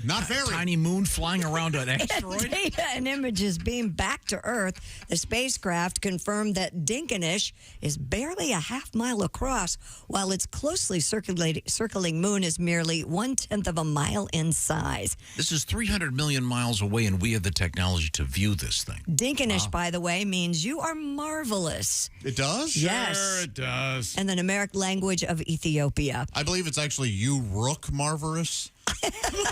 Really? Is that your Ethiopian accent? Oh, that's my Billy Crystal. Oh, okay? You rock marvelous. Oh, I thought it Remember was you used to your say attempt at an Ethiopian accent. No. It's also the American name for Lucy, the 3.2 million-year-old remains of a human ancestor found in Ethiopia in the 1970s, for which the spacecraft is named. Right.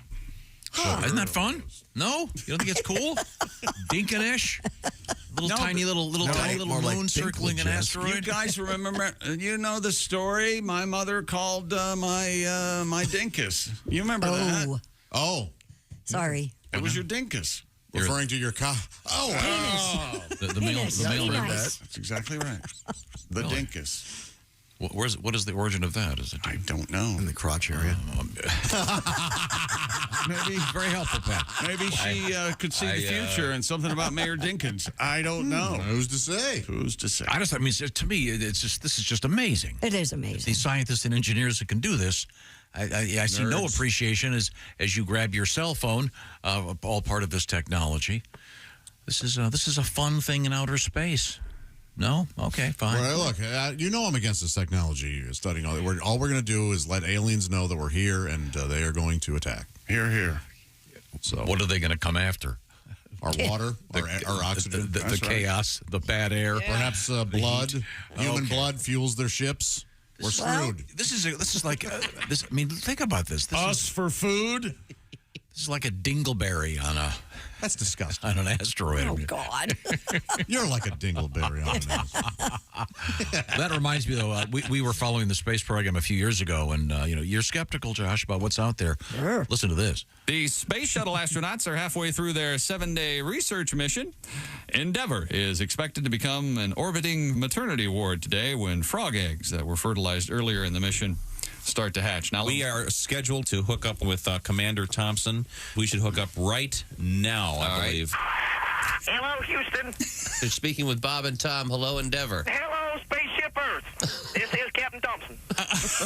Hey, Captain, how are you? Captain, how are you? We're doing great. We do a lot of experiments up here. Yeah, we're just reading about the one involving the frog. The South African clawed frogs. The eggs are about to hatch any moment now, aren't they? Very excited. Very good. As a matter of fact, it looks like they might be hatching about now. Oh, good. You people might be the first ones on Earth to hear what's going on. Well, Great. There they come. This is exciting. Some little critter coming out of there. Let's see what's going on here.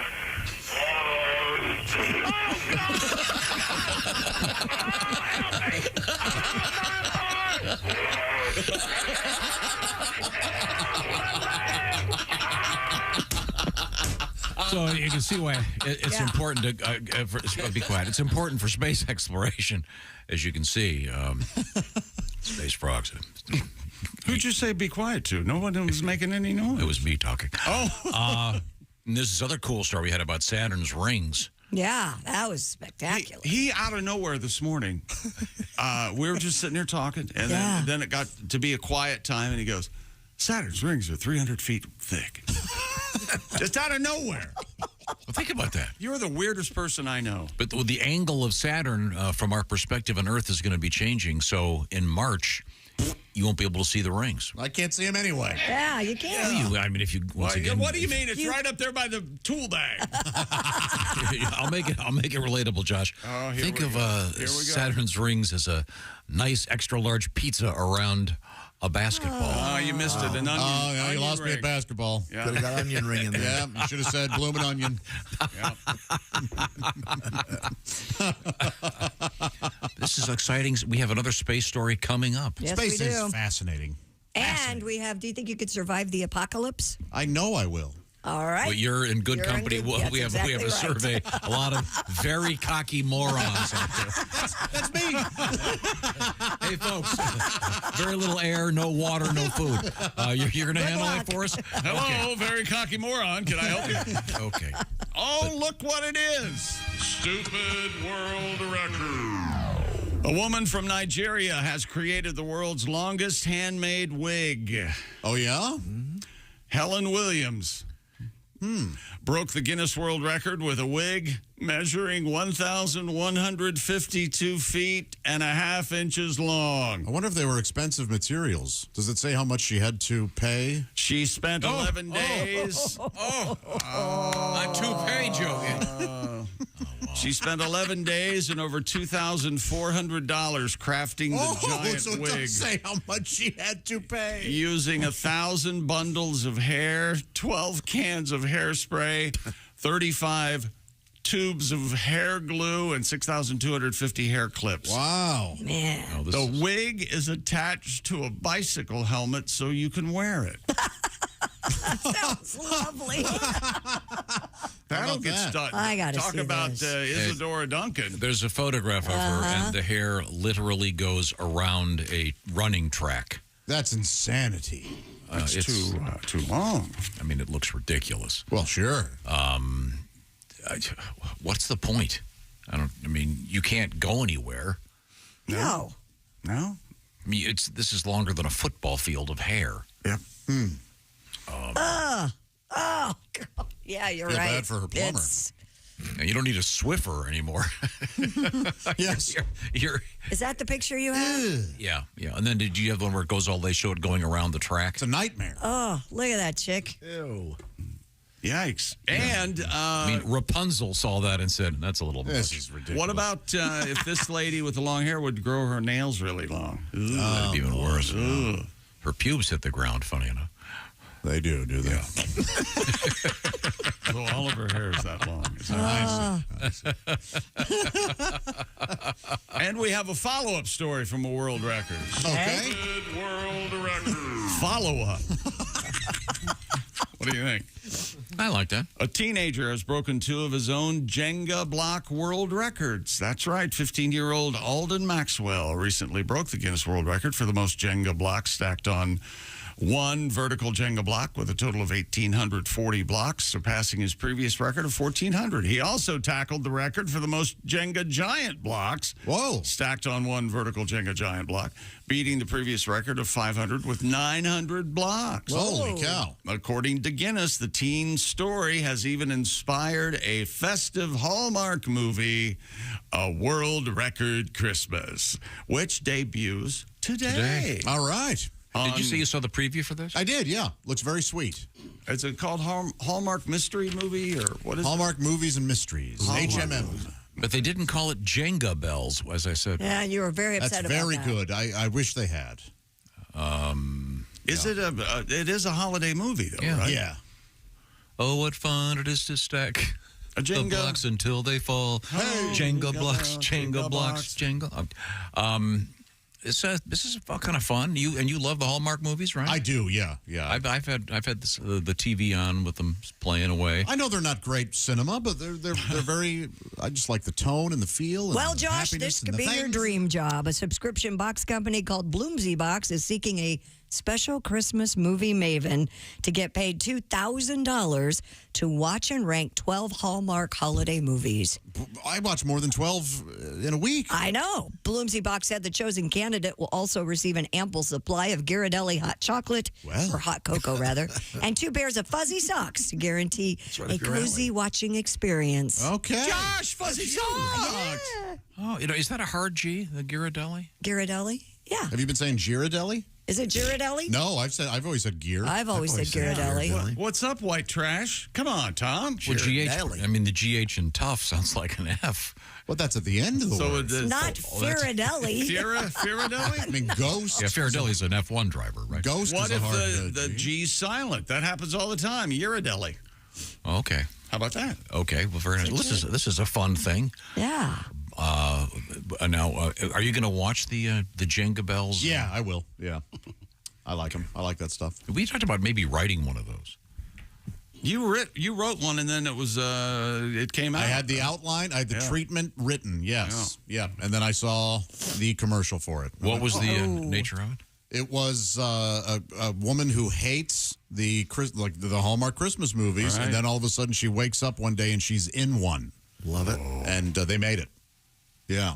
Cool. So, yeah. Now, do you find, Josh, that if you watch, I don't know how you watch the movies, alone or with company, but if you do watch it with company, do you find that your company is in more of a romantic mood while watching these movies? I have found that the company that I've watched them with don't care for them as much as I do. There's a lot of snide remarks, snarkiness, yeah. And I have to be the one to thaw. Now, we have another story that fits right in. Have they done a Halloween horror treatment of one of the Hallmark movies? They have done Halloween Hallmark movies, yes. But they have that one where it's a Christmassy and the lady goes into the old shop and she's walking around and she finds that special music box, opens it up, and then she gets her head cut off with a hatchet. No, the fine folks at Hallmark would pass. On Oh, such a- okay. yeah, but there are Christmas movies with ghosts on the Hallmark channel. Oh, really? And a Nutcracker in one of them. But are they happy ghosts? Comes to life. Yeah. Oh, yes. They're very helpful and happy. Yeah. Of course. Yeah. That wouldn't be a Hallmark movie if they weren't No. loving ghosts. Okay, just curious. Do you sleep with a ghost? I would absolutely sleep with a ghost. I would too. Isn't That'd be what? And cool. that has an unfortunate name, right? Sleep with a ghost? Incubus? Succubus. Incubus and succubus. Yeah. Yeah. I would insist she'd be a swallowbus, but well, that would prove that she loves me. That'd be after succubus, right? Right. No, that really is the name though. Succubus, is that really the thing? Mm-hmm. And that means Female. An incubus is male. Sexual demon. Yeah, and the incubus is the male. do they have like traditional ghosts? Are they in sheets, like stained? Oh boy. Well, it's better than I thought he was. I thought he was going. Yeah, something about the Klan. I think is no. Remember the story we had earlier this week about we had a story earlier this week about the difficulty of naming things, especially if you're an international traveler. Oh, like naming your child, and you don't want to name your child Seaman? No, the lady named her kid Seaman. I know, and then she came here and moved to America. Not good. Yeah, I mean it was. I mean, can you imagine? You're a little kid and you have to go to school. Hi, my name's Seaman. Oh God, this is my brother. Nutsack. Nutsack. Oh, you guys must be twins, huh? Our sister Clitley is on the bus. She entered the room. Clitley. There it is.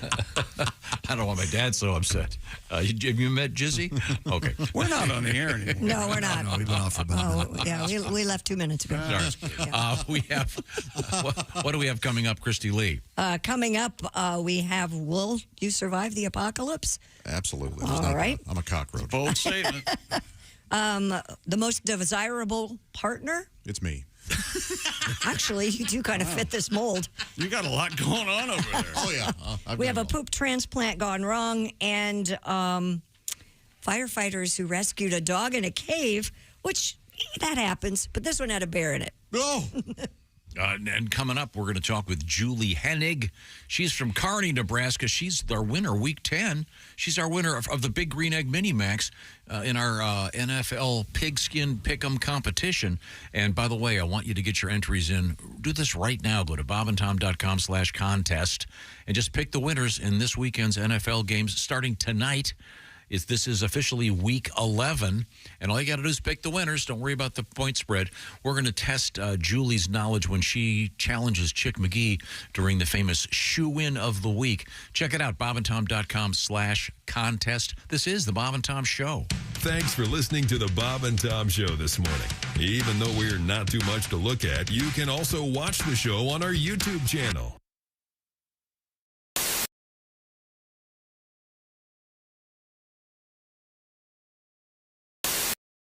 It's Josh, and of course, hi, Chick McGee, everybody. Your chance to win a Mini Max Big Green Egg for Bob and Tom at Big Green Egg. Each week, someone will win a Mini Max Big Green Egg. It's the Bob and Tom Show Pigskin Pickem, powered by the Big Green Egg. Go to bobandtom.com/contest on the computer. Is that where you go? Are we eligible?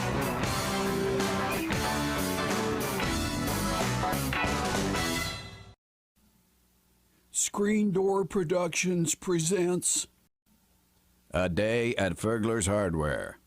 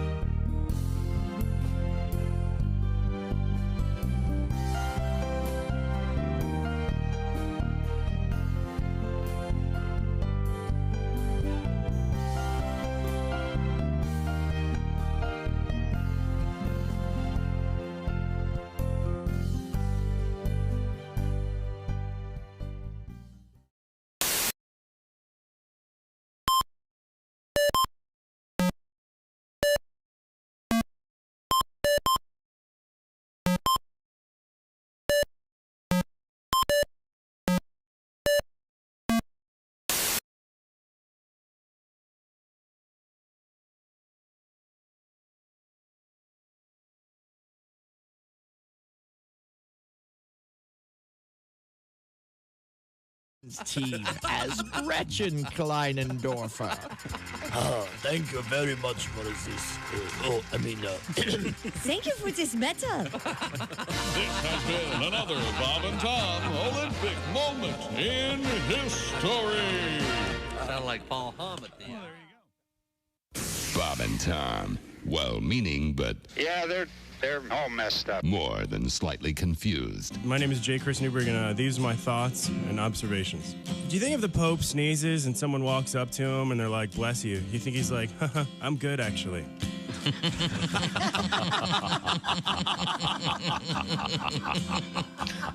you think it's pretty safe to say that Rosa Parks was undefeated at musical chairs?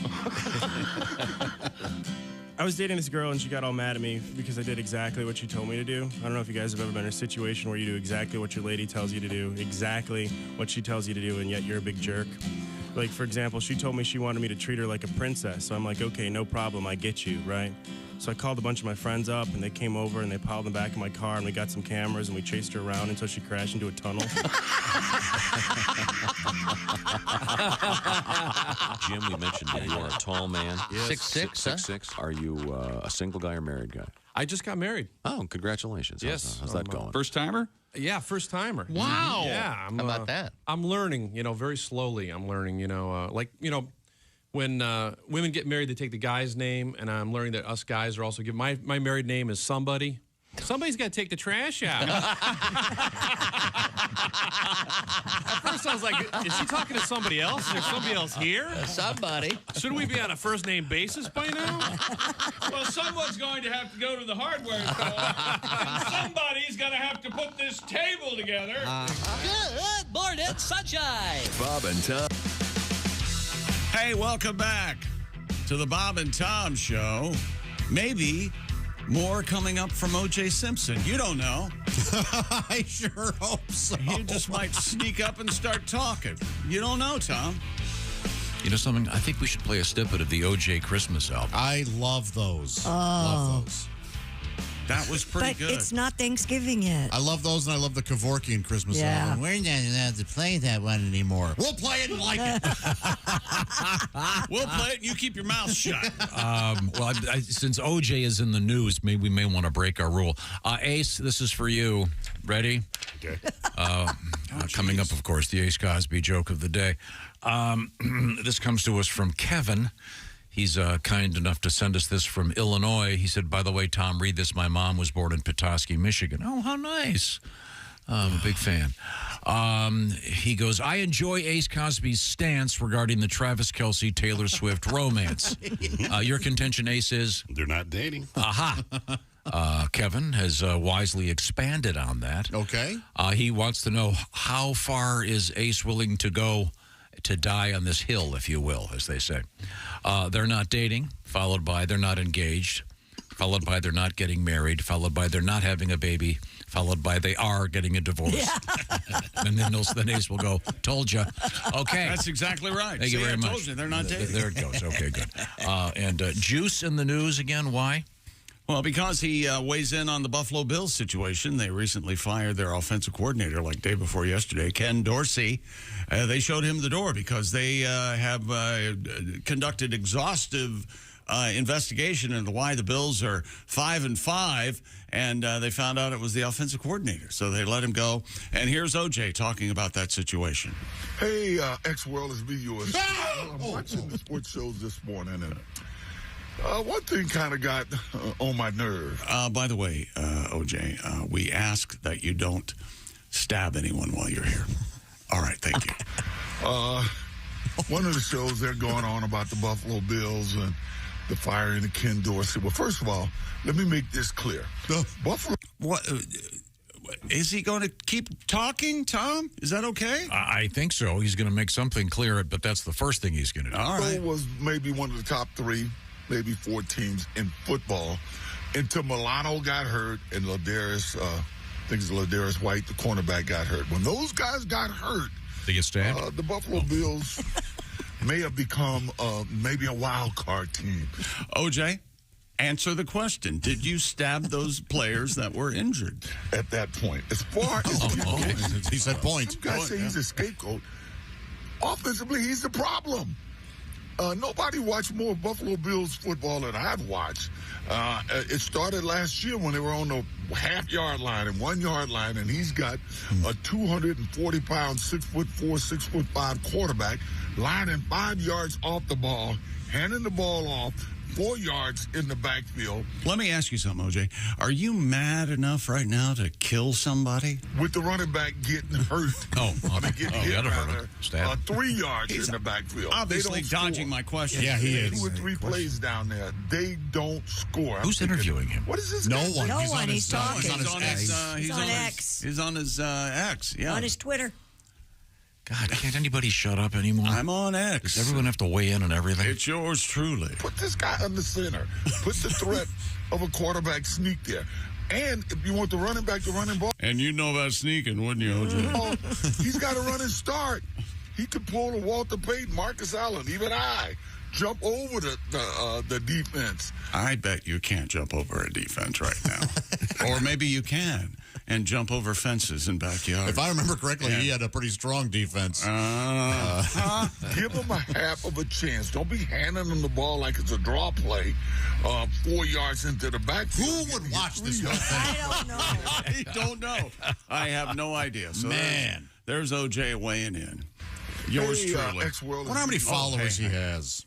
Oh, I don't know. Lots of look. I bet it's 1 million or more. I bet. Wow. Why? They're just keeping an eye on him, maybe. I don't know. Okay. And that's sports. Oh, I'm sorry. That's okay. What was your world record again?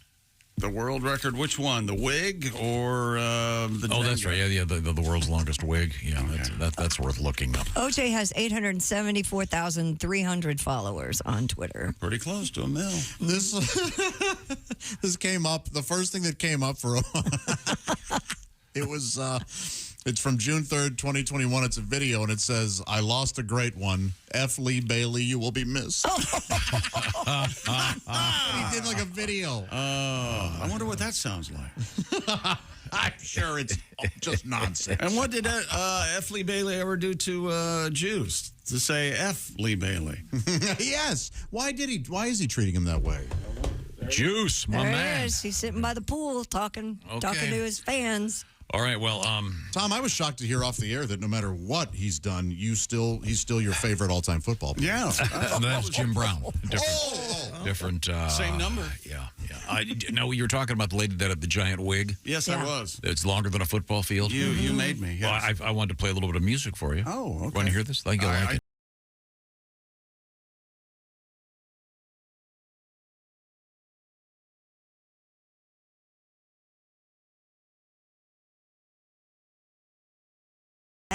On your head. Shut your mouth. This is the best. Listen to this part.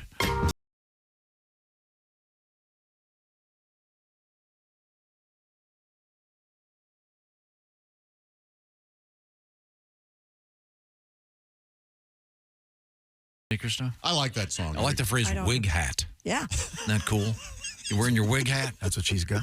Is that a wig hat? You like that? All that for that. Yeah, I love wig hats. How about this one? Wig hat, wig hat, wig hat, wig hat, wig hat, wig hat, wig hat, wig hat, wig hat. See, there's a lot of wig hats out there in the world. Really? Yeah, you guys thought it was just an isolated thing. Yeah, I never heard it before. Tommy Tucker. Yeah, okay, now. This is what you farted for. Thank you, dear. Wherever you go, whatever you do, always be a good sport. Christy! Oh, boy. A Canadian man received a fecal transplant from his mother to treat colitis and Crohn's disease. God. He's now experiencing her menopause symptoms. No, he's not. There's no way this is real. This isn't how it works. No. In a new documentary, Mr. Charlie Curtis revealed that he had a DIY poop transplant. Oh. See, DIY? Uh-huh. Really putting the do and do it yourself. Or fecal microbiota transplants donated by his mother, Sky. Don't say I never gave you nothing. For over 4 years, Josh. This is a sick thing. He said he was symptom-free and off medication for Crohn's, but also began experiencing sweating, hot flashes, and mood swings. Yeah, maybe because you live with a psychotic lady. Yeah. Who's giving you her poop. Mother. Thomas Borody, director of the Center for Digestive Diseases in Australia, told filmmaker Saffron Cassidy, who did the documentary, that Can you imagine? Formerly Push. donated feces, quote, does transmit high levels of hormones, so it is possible Charlie was absorbing his mother's hormones. So how does this work? You have all this poop, and then how do you transfuse it? This is done in a medical facility by trained... What? Normally. No. The normal. Yeah, this guy's doing it at home. Do it yourself. If you keep reading, he later reported that he had a very dry vagina from his mom. Isn't that one of the symptoms of... Don't look at me. And now Tom angers over women. He's also finding his father much less attractive now that he's got his mom. Oh, see, now that's funny. That's what you should have gone with instead of the dry vagina stuff. This guy's a lunatic. But they're Who's saying the it's possible. lunatic? His mom or him? Him. I think because it's of his mom. Or, yeah, did mom go, hey, I know what we can do? I want Or you did he go, hey, Mom, I need your help? Are there directions on the internet that you can do DIY or of course fecal transplant? You think What they just the went, hell? You think they just went butt to butt? No. They have to be very, very still. All right, son. Receive me. Coming in. Oh, that's... This is gross in so many You're going to need like arenas. a pump or something. Speculum. Do you turn it into... Yeah. Do you turn it into pills? Do you no, liquefy it? you'd have to inject it into your baby. You would have to some liquefy, way. right? I don't know. Well, unless you are This loose. is something that only... Can we talk to these people? Let's get them in here. Professional in the medical Oh, field. we maybe have to watch may the be able to- documentary. I know this is very It important. was to many a pill, actually, the first time we did the story. Oh, it was? Yeah. Oh. How is she making her own pills? I don't know. Tell us a little bit about it, Pat. No, I did have a song, but I don't. I'd have to go over it first. Oh. Well, I guess you could buy capsules that are empty and Right, I think you can. Yeah, but when hey, you it's You about taste it. it's Make about yourself your it's about sick. your Yes. about your breath. Or they would have to be suppositories, I would imagine. I don't know. I mean, where does it? It's for your gut, doesn't it? Isn't sepsis the number 2 leading cause of death in the United States? It's okay. Swallowing feces. This is so unhealthy. Good Yeah. God. Mentally and physically. Yeah, don't do this at home. Talk to a medical professional. If you're please. watching HGTV and they come on, coming up, fecal transplant, you can do it in your kitchen. I understand. all you're going to need is a canoe paddle And a turkey baster. yeah, okay. And a good tarp. and a Vitamix blender. That you're not going to want to use. You're going to want to throw away it. Yeah. Okay, we're coming right back. It's the Bob and Tom Show. Think you know your pro football? Then play Pigskin Pickem every week at bobandtom.com/contest. It's your chance to win a Minimax Big Green Egg. This is the Bob and Tom Show.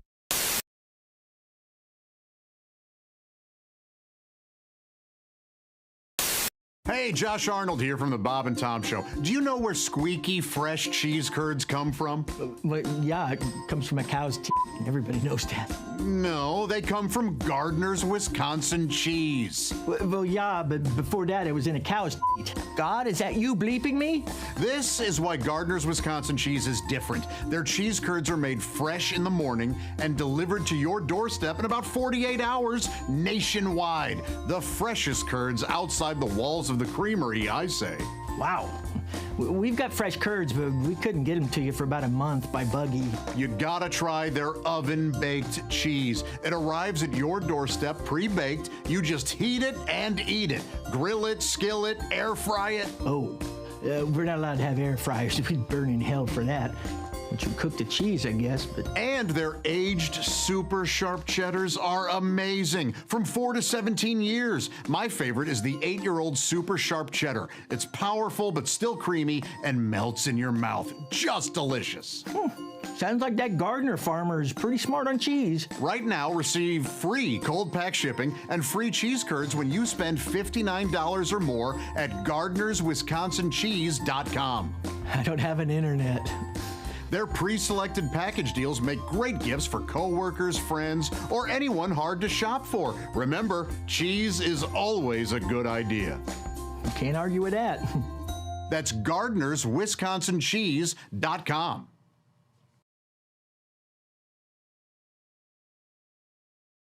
The Cowell case? Could you answer the NutriChops hotline for Hello, me? Bob and Tom Show. Hey, Bob and Tom, it's Donnie Baker. Hey, Donnie, you okay? Yeah, I'm good. You guys getting excited about Thanksgiving? Very. I'm just trying to grind down some beef jerky in preparation for it. Is that right? Well, like I told you, it's my favorite of all the holidays because first you get to cram yourself full of all the meats, and they got to ring the bell at Arby's to prove it. And then next day at 6 a.m., it's hand-to-hand combat time at the mall over the last go wet yourself windy doll for your little niece. Of course. I swear to God. And secondly and foremost, Thanksgiving's a great time to argue with your family face-to-face instead of just on Facebook and Ancestry.com like we do regular. Sure. And 10 years ago, it'd be all men in the family room, watching football while all the women was cooking. But nowadays, you got all the Republicans in your family hanging out in the study watching Fox News while all their Democrat kids are posted up behind the mini barn smoking pot. Thanks, good. And then all the while, my mom is stuck in the kitchen with your libertarian cousin who's droning on and on about how popular his podcast is and how he's going. I'm going to interview the Dick who came in 7th on the 14th season of Survivor. Swear to God. That'll be a good podcast. We're up to 114 followers in 3 different counties. Anyways, the reason I'm calling is I always hear you guys talking about the exotic gourmet dish called turducken. Oh, yeah, for Thanksgiving, the turducken, sure. That's where you stuff a chicken into a duck and then stuff the duck carcass into a turkey and then cook it all. Right. I mean, sure, that's good eating. It's a good hybrid option. But if you love turducken, you'll really love our Baker family multi-meat specialty. Oh, what's it called? It's called butt foxin'. It's a butt foxin'. Yes. It's a butt steak shoved inside a fox carcass. Tasty fox, red fox. Fox is then stuffed inside a chicken roaster. Right. I see. You cook it at 350 for 3 hours. It's a lot of work. Yeah. Sounds like it. Well, get the fox inside of the hen's hard. You're going to want to grease that cavity up real good. Olive oil. Yeah. Or if you're in a pinch, butter will work. And unsalted, by the way. Okay. Sure. And man, they love it so much, people will bow dart it. They'll jump on that thing. And well, worst case scenario, just if you don't have butter, the great spit on it. The germs will burn off in the oven. All right. But Christy stuffing a butt foxin' reminds me of the very first time me and Denise Congress got together behind a recycle dumpster at Benny's. I don't really want to hear I don't either. I do. She was a natural fox. Really? I got that like this. 2 words come to mind. Super moist and tender if you bend her. Ace, hang up the phone. Goodbye, Donnie.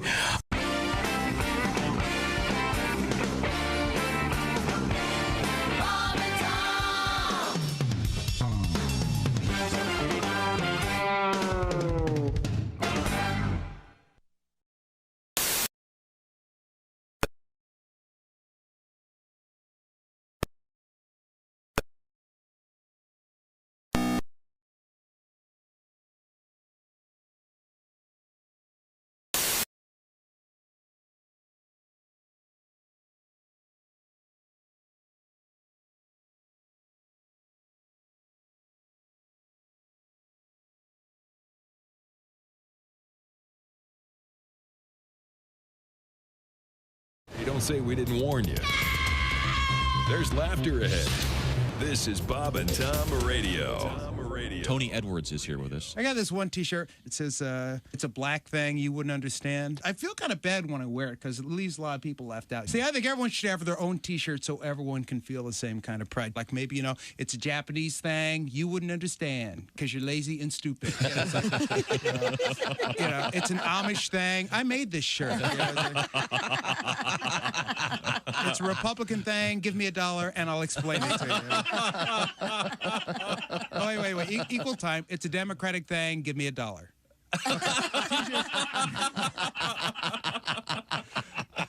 Understand, wouldn't you? Thing dyslexic. It's.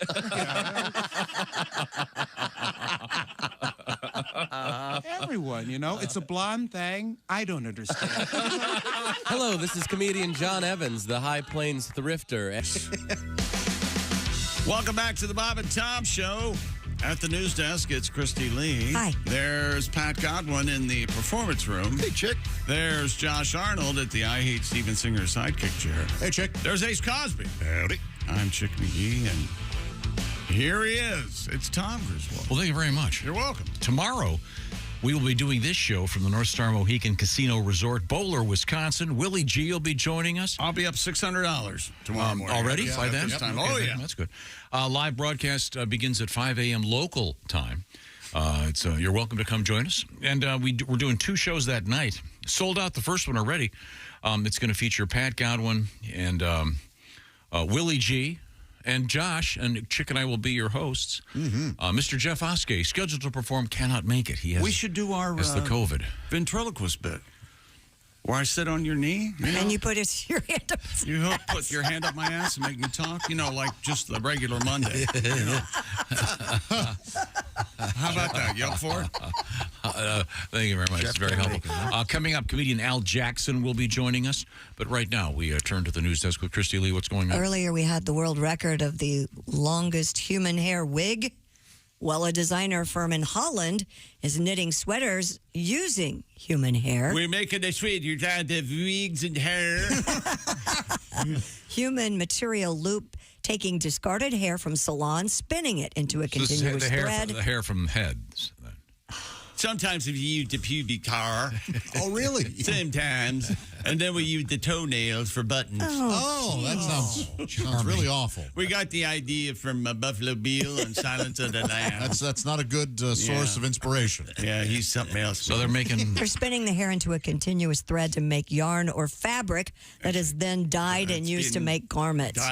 According to CNN, the startup also has prototypes of human hair coats and blazers. CNN was here.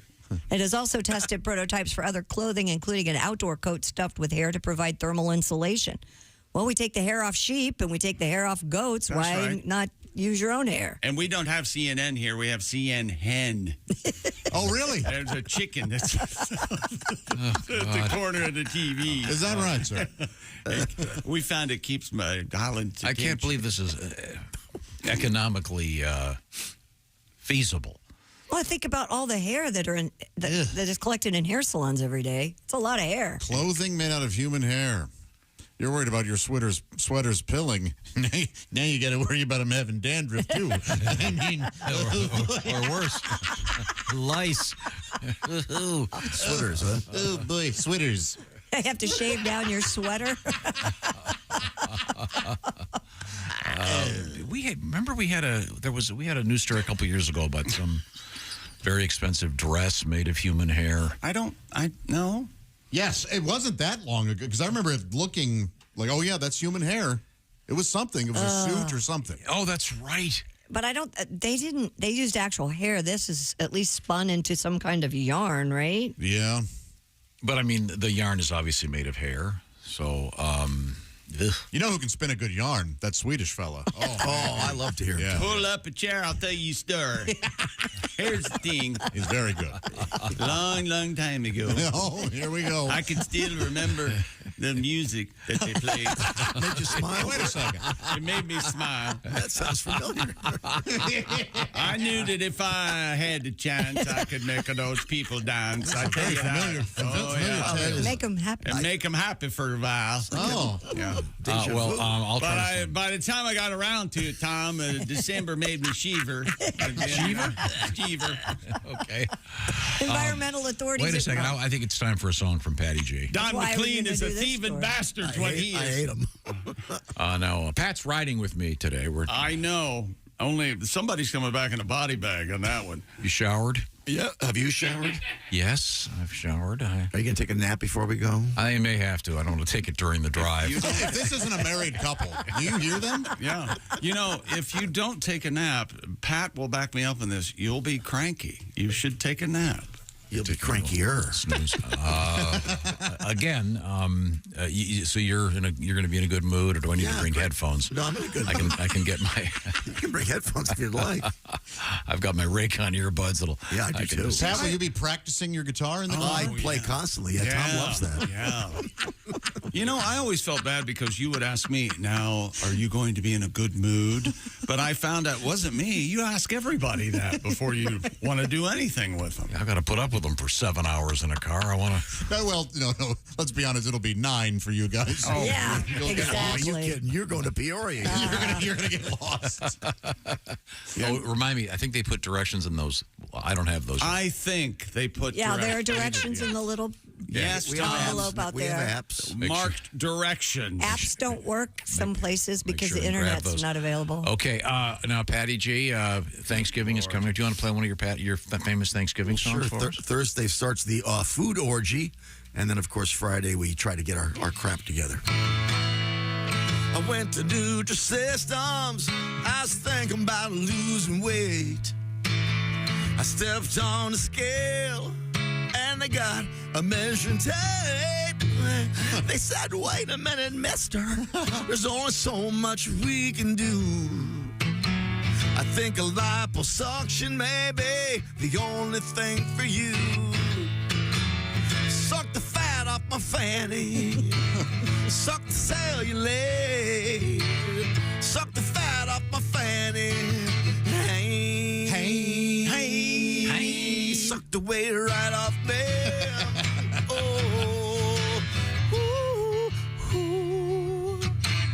Been on Jenny Craig, and I tried the paleo diet. I got the Weight Watchers app. My food, I can't fry it. Oh, wait a minute, no Chesters. Fried chicken's what I need. I think lipoplasty may be the only thing for me. Suck the fat off my fanny. Suck the cellulite. Come on now. Suck the fat off my fanny. Hey. Suck the weight right off me. Ooh, but not crystally. Oh. Won't you feed me when you can? Very good, Pat. Love it. Thank you. Patty G, and I want to remind everybody that Josh E. has a new album out there. Isn't that something? Stand-up comedy. It's Josh Arnold. Half Fat is the name of the album. Currently #1 in the comedy chart. How cool is that? Thank you guys very much. It's readily available. How do you get that again, Josh? I would say go to bobandtom.com/half. That'll take you exactly where you need to be. Okay, is there any way you can record some part of a conversation between you and Pat, like about 3 or 4 hours in or something like that? Man, that would be. I wish we could get a live feed during our travels so that we could. Yes. Yeah. I can listen to Tom and Pat as I'm I just driving. picture them songs the whole time. By the way, I couldn't find the suit made of human hair. Right. Yes. But this is from Sweden also, from the publication Expressen. That's right. I used to write for that. Ms. Nina Spar, the editorial, makes ladies' panties out of human hair. That's even worse. That is really. I'm against ladies' We have our own. Why do we need to wear them? They're built in. Right Yeah, it's like dog sweaters. Yeah. They have their own fur. Right. Exactly. Yeah. Don't buy your Doubling dog's up. clothes. So you were Googling while I was singing? Is Of that course what you were doing? Of course. No. I just was looking through some old stories. I heard your fanny Oh, okay. song. Well, that's not Googling Something at that all. required even more focus. Heard your fanny song. I did find this also. This is something I'd never heard of before. The so-called vagina mohawk. Yeah. Wow. That's the landing strip, right? That's what I would think. This is at a New York Fashion Week show. It's the so-called punk aesthetic. That's got to look like two befores dunked in some tar or something. Several models on the runway were wearing no bottoms at all. Mm-hmm. Huh? Sweet. And they had this is what they were wearing, what is called the vagina mohawk. It's kind of like it's described here as a vaginal wig. How about? Well, that's obscene. Well, So it was Are they zoned for that? It's New York. I mean, you can. Okay, so they weren't wearing bottoms, but this vaginal wig actually did cover their actual organs. Yeah, to a degree, yeah. Okay. Obviously. But, I mean... You could see the cheeks. Yeah, well, presumably. I'm sure... I think it was strictly a cooter toupee. I don't think it went all the way around to the back. Cooter toupee? Cooter and crack. Now, there's a morning show. Cooter and crack? Cooter and crack. Cooter and crack. Cooter and crack. We'll be right back. With Cooter and crack. Taint sits between them. Yeah. Isn't that the view? Who would the track... Taint with sports. Now, it's time now to visit with Al Jackson. But first, we have to do a couple pieces of business here. I want to remind you, by the way, our Pigskin Week 10 winner was Ms. Julie Hennig from Kearney, Nebraska. We're going to talk to her a little bit later on this morning. She was a very astute picker, and you can do the same if you want to win that big green egg just like Julie. You can win the big green egg mini max for this week, week 11 in the NFL. Just go to bobandtom.com/contest and find out what I'm talking about. Get your entry in right now. Let me tell you about Simply Safe, the design it yourself, install it yourself home security system. And you know, right now is a great time to buy because at Simply Safe you can get up to 50% off a brand new Simply Safe home security system. Just go to simplysafetom.com. You know, Simply Safe named the best home security of 2023 by U.S. News and World Report. Simply Safe, comprehensive protection for the whole home, advanced sensors that detect break-ins, floods, and more, plus HD cameras inside and out, powered by 24/7 professional monitoring for less than $1 a day, half the cost of traditional home security. And with new 24/7 Live Guard protection and the Smart Alarm wireless indoor camera, monitoring agents can see and speak to intruders, helping stop crime in real time. A powerful technology exclusive only from Simply Safe. Satisfaction backed by Simply Safe's money-back guarantee. Try Simply Safe for 60 days risk-free. If you don't love it, return your system for a full refund. And for a limited time, Bob and Tom Show listeners can get a special 50% off any Simply Safe system with a Fast Protect plan. Just visit simplysafetom.com. That's simplysafetom.com. And don't forget, there's no safe like Simply Safe. Read the reviews. Simply Safe, loved by millions. I'm telling you, it's a great, great product. Now, coming up, we're going to talk with comedian Al Jackson. Also, I found the suit made of hair online. I knew we had the story, and what was weird about it, it's made of mustache hair. Remember this? Yeah. A man's suit, full suit. Lovely. Yeah, we'll find out about that when we come back and talk to Al Jackson, comedian. This is the Bob and Tom Show.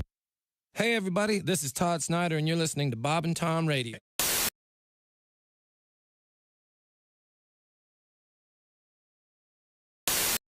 Tom, how do you have a favorite song you hate, disco? Oh, no. Oh, wait a minute. Chick's doing his office chair dance. Yeah. It looks like you're having a stroke. A stroke of genius. Thank you. So this isn't your song again? This isn't. No, this is Chick's song. Can you give me the... Can you kill that? This is your favorite song, then? Maybe I can... Yeah. This is your favorite? Christina Watchman, great Favorite scene. disco song. Oh, Josh is dancing now. This is... Are you reaching for the stars there? What the hell is that dance? So if you were on the dance floor, you would not do that. To this song, probably, because it would mean we were at a wedding or something. I beg your pardon? Of course he would. Now, by we, you'd have a date and do that in front of a woman? Of course he would. Well, no, I don't they're take serving I alcohol. typically don't take dates to weddings. You Why know, not? Oh, you pick up the maid of honor. Sure, yeah. You know, Tom, there are only a few women who are attracted to self-important hubris. And Josh is out there on the dance floor trying to have fun. You're over in the corner pontificating about how you wouldn't have gotten the cake that they chose for their wedding. And there are only a few women going to come over. He's interesting. That's why you're socially awkward. That's why you've always been socially awkward. So who would you be doing that dance dance with? Whoever's out there. Really? Your nieces, they love to dance. Sure, they'd be if Go to a some of the wedding. bridesmaids. The niece feet on your feet and dancing them around. And let me tell you this: when I dance, broads are a sucker for that move. When I dance, I don't go to people. People come to me. That's right.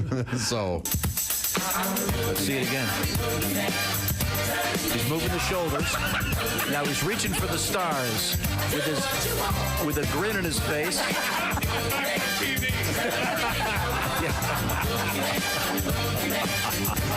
Aren't there enough networks now to just be the Bob and Tom network and have us on TV all the time? Well, we're on TV right now in the VIP cameras. Right. Well, we can't get all the listeners in that room, okay? That was helpful. Not at all. Okay. Are you sure it's not Eminence Front by the Who? I'm checking social media now to see if anybody. Well, sing the disco song that's stuck in your head that you can't remember. He only knows the... Try Rubber Band Man. Rubber Band Man. The Rubber Band Man. Yeah, I don't remember that. I've had multiple people suggesting that. So. Oh, really? Yeah. That may be it then. that might be. Yeah, hopefully it is. What is the instrument doing that? Dang, dang, dang, dang? I don't know. It's kind of a high pitched. I don't know what it is. Okay. Well, we'll have to explore. Maybe it's a rubber band. Dean's looking for it. Okay. Sorry. Is it this one? Oh. Yeah, this is good. This is good. Yeah. Here comes Amos. Amos Moses was a Cajun. He lived by himself in the swamp. They hunted alligator for living. He just knocked him in the head with a stone.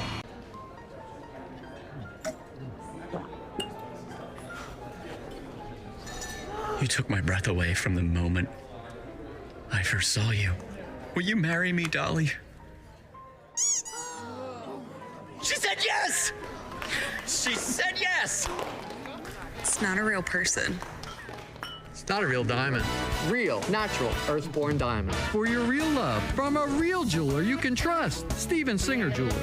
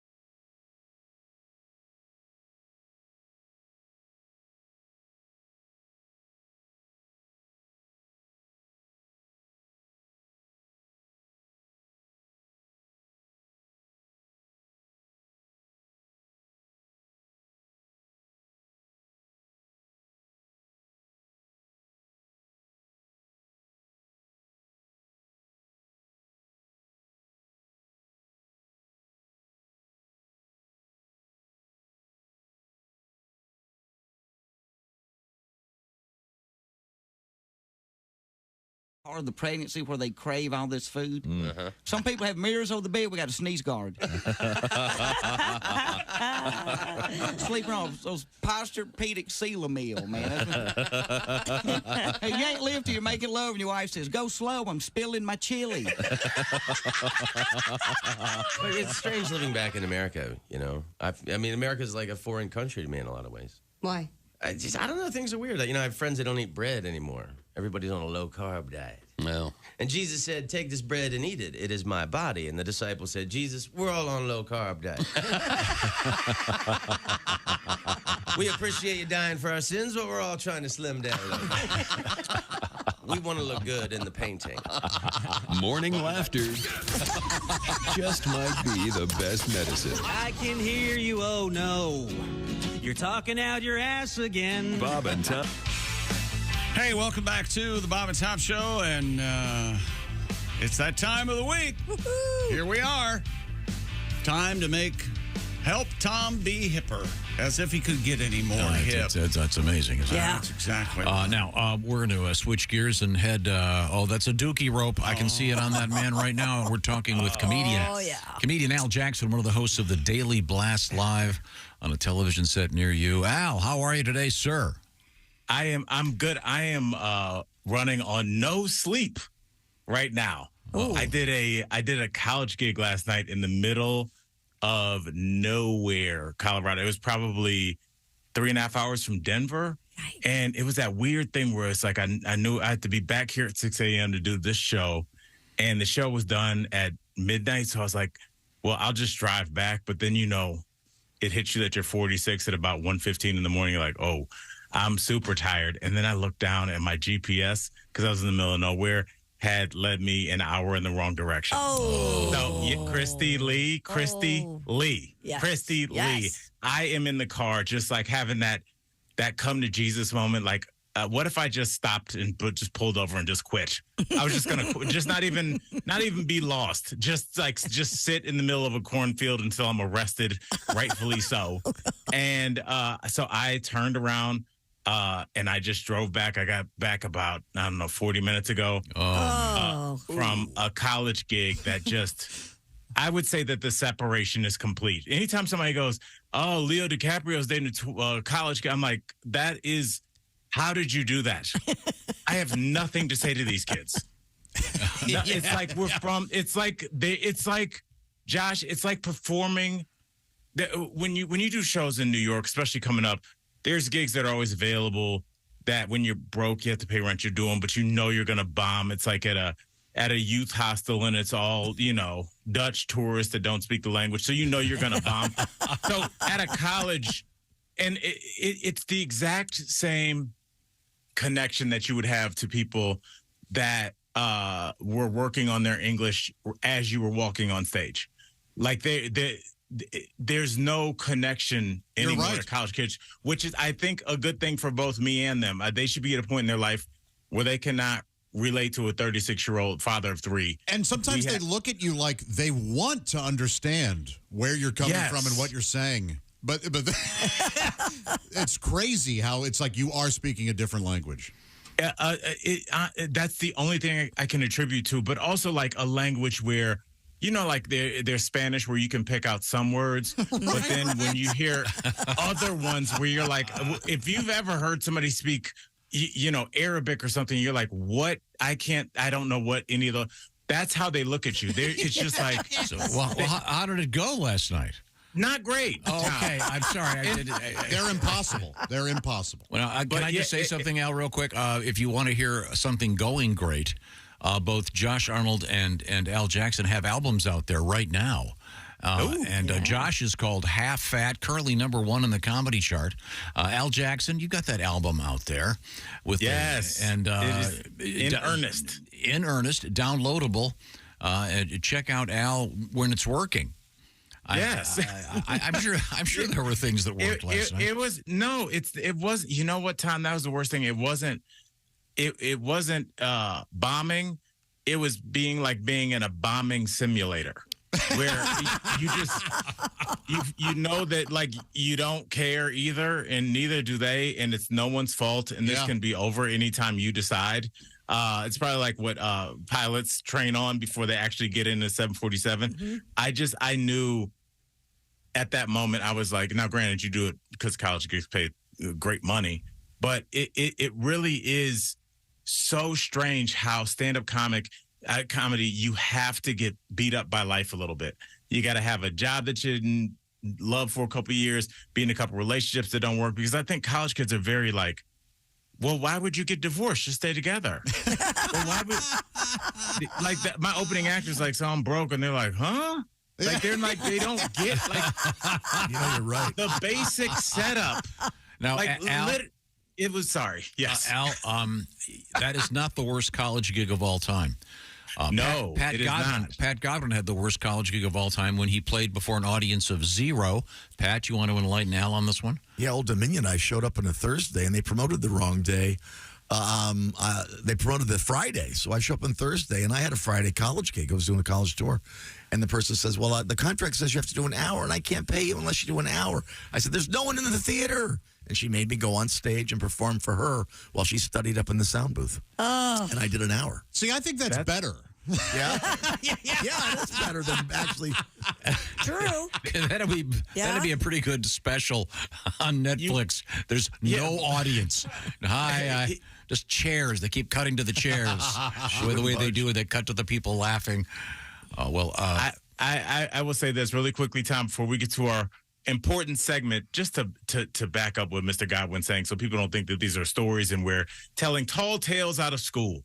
I did a gig in Long Island at this school called CW Post or something, some kind of weird name. Like it's like should have been like an off-brand cereal at Sam's Club. Fine call. And I showed up just like Pat was saying, and it was the show was run by a lot of times they're run by like college kids. It was run by this older Indian guy, and he goes, "Yeah, your show's going to be in the cafeteria." I was like, "That's not great, but okay."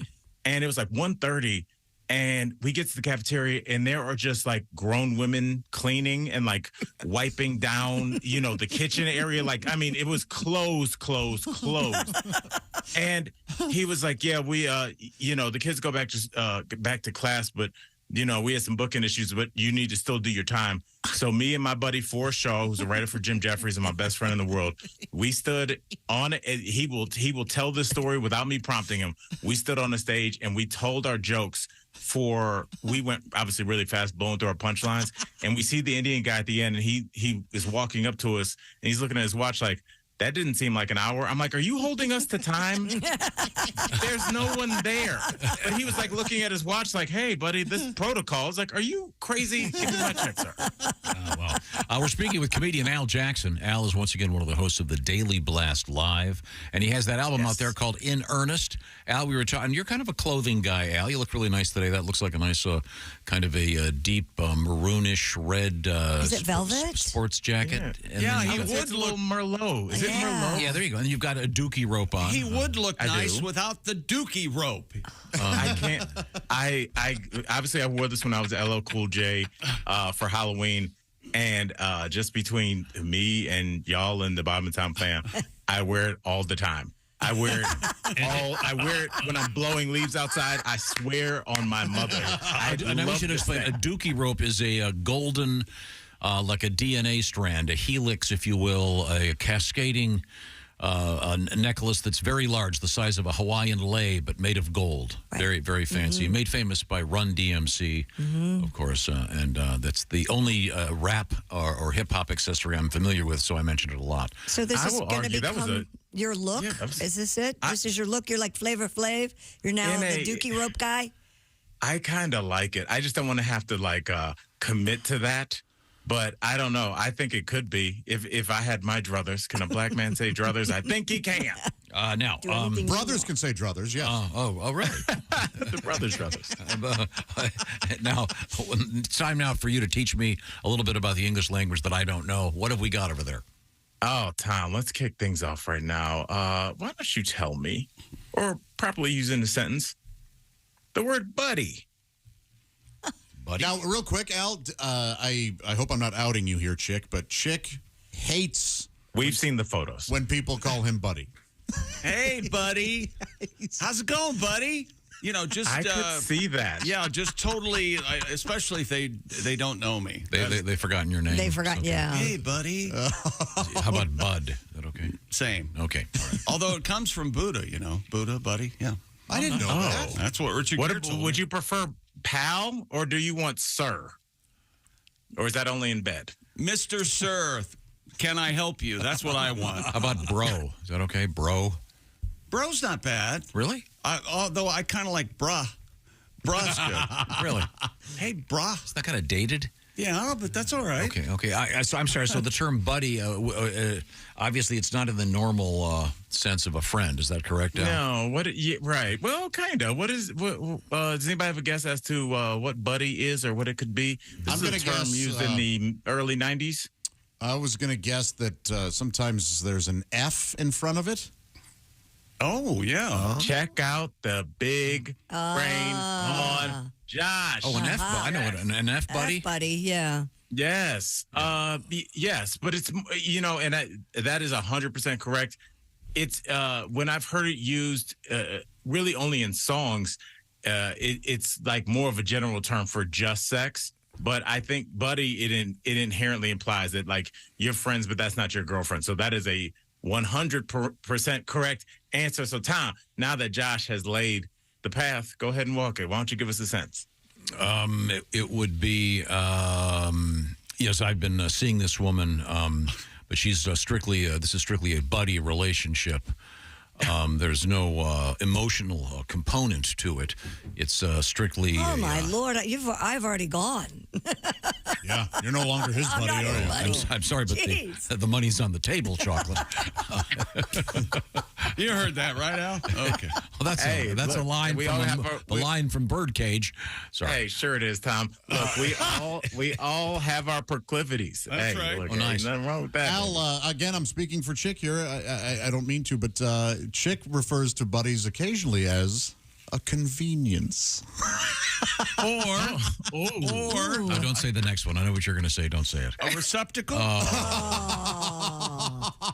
That's never a good word. I knew it was coming. I apologize. All you need, even if somebody said your millions of dollars are over there in that receptacle. No.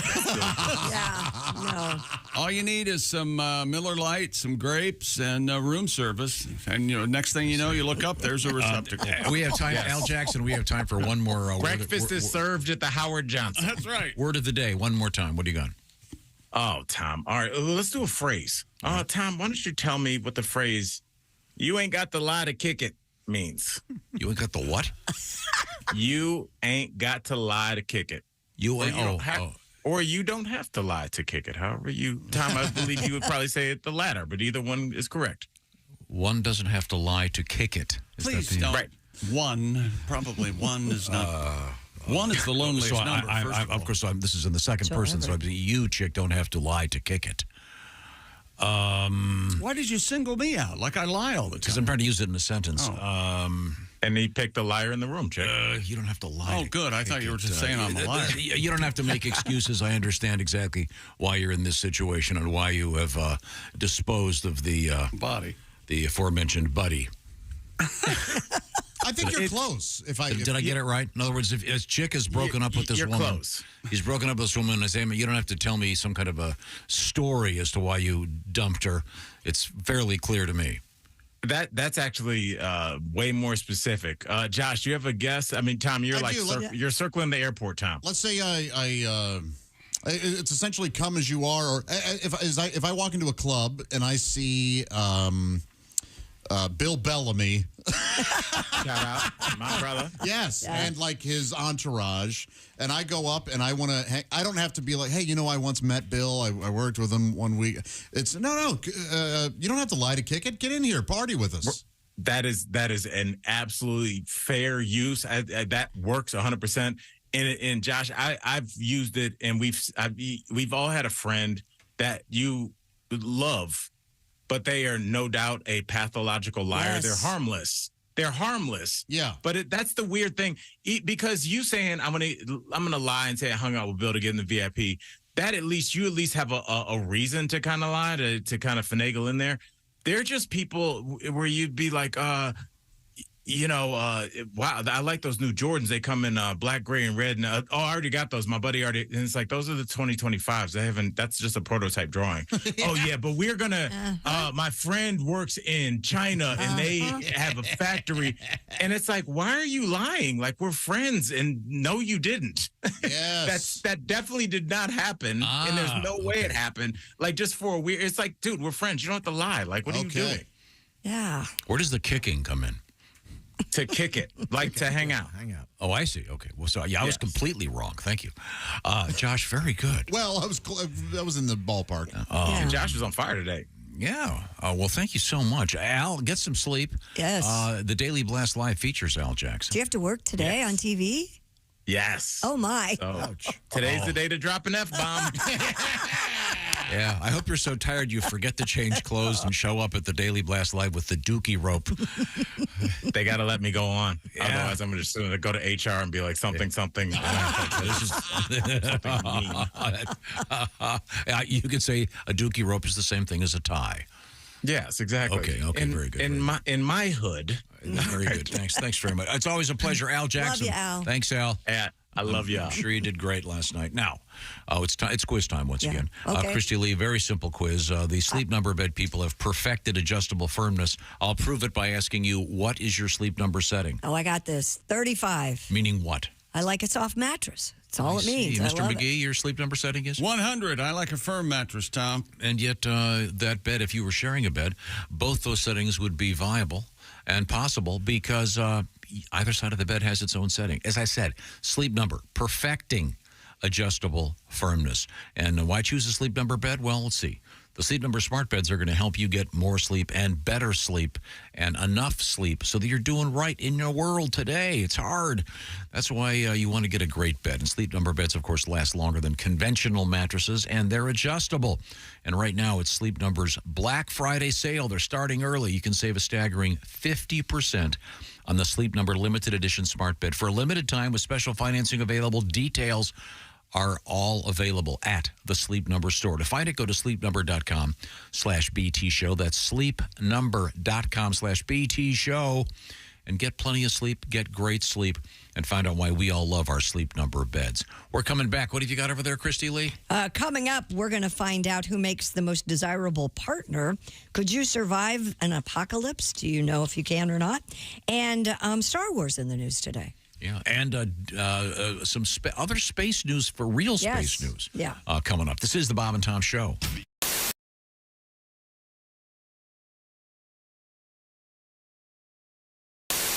Cam Newton folds like a Jeff Bodart joke. Turducken. Turducken. You mean, and now from the source. We're all doing Bodart. Turducken. Turducken. Turducken. Turducken. Turducken. Let's listen. Now, I'm going to play the original. I want to see if you guys can get the right pitch. Okay. I'll play it at the end of the, I'll say 3, 2, and 1. Say the 1. 3, 2. Turducken. Turducken. Turducken. Turducken. You got to go high. Turducken. Okay. Turducken on this show means a joke that has no merit. Well, let's hear it. I think he had a stroke is my favorite line from Josh. Anyway, we could hear that. I love that in its entirety. My favorite was when Josh looks at him and trying to help.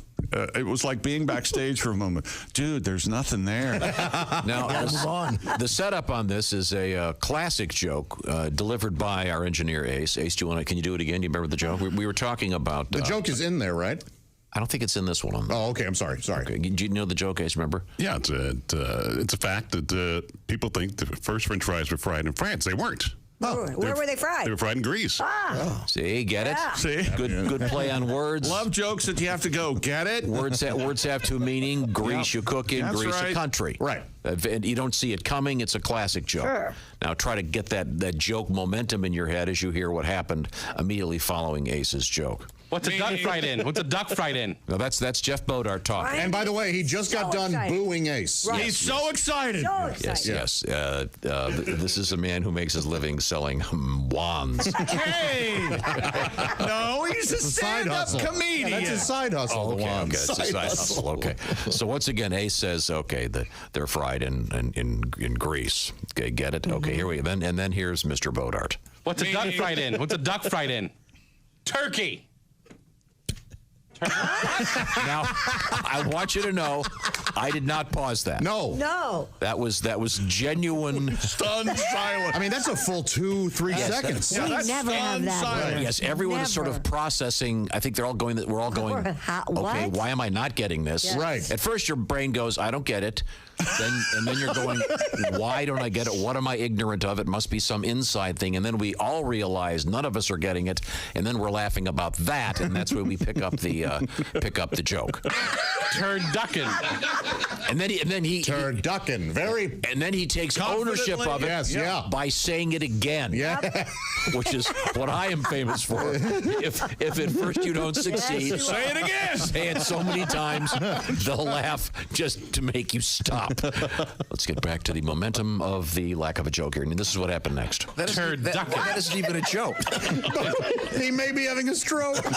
Now, I have tried to say that isn't even a joke. Yeah. Yep. Now everyone's laughing, and then someone submits that he may be having a stroke because he seems to be so upset, and then it goes here. It's as bad as that. bad crap over there. That is not a joke. Now he's accusing Ace of telling a bad joke. I enjoyed the joke very much. Ace's was a joke. Yes. It was a classic joke, I think, and probably in the Joke Hall of Fame. And then we continue. Wait a minute. No, What does a duck fight in? No, it's a duck fried in. Oh, what is a He's duck fried in turkey. Yeah, turducken. No, Jeff, there's nothing there, man. That's the beauty of the end of that is it's like two comedians have just come off stage. They're driving home after the gig, and Josh looks at him and goes, "Hey, the turducken thing. There's nothing there. There's nothing there. You can't. No, Because I maybe out of all of us in the room, we're giving him the biggest benefit of the doubt. Yeah. Because you've been there, and sometimes you just gotta tell them no. Man. To use the word concept wrong, conceptually. Concept really means like gravity, but nevertheless. Conceptually, what he's trying to say is when you make a turducken, that was popular a few years back. What is it? You take a boneless chicken or something and cram it inside a duck, and then cram that inside a turkey. Is that the deal? Yeah. Right. But you don't always fry them.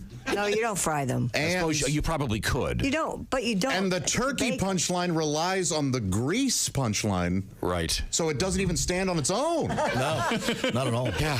So that is the. If you really want to get into it. This is a new feature on the show we call Joke Autopsy, where we take a joke to the morgue and could be start here all night. doing some show. And if you talk to Jeff, he still thinks it was funny. I know. And claims that people have got to have his back. No. No one can. I would like to see the exegesis as that is. You lay it all out for me. There's no way.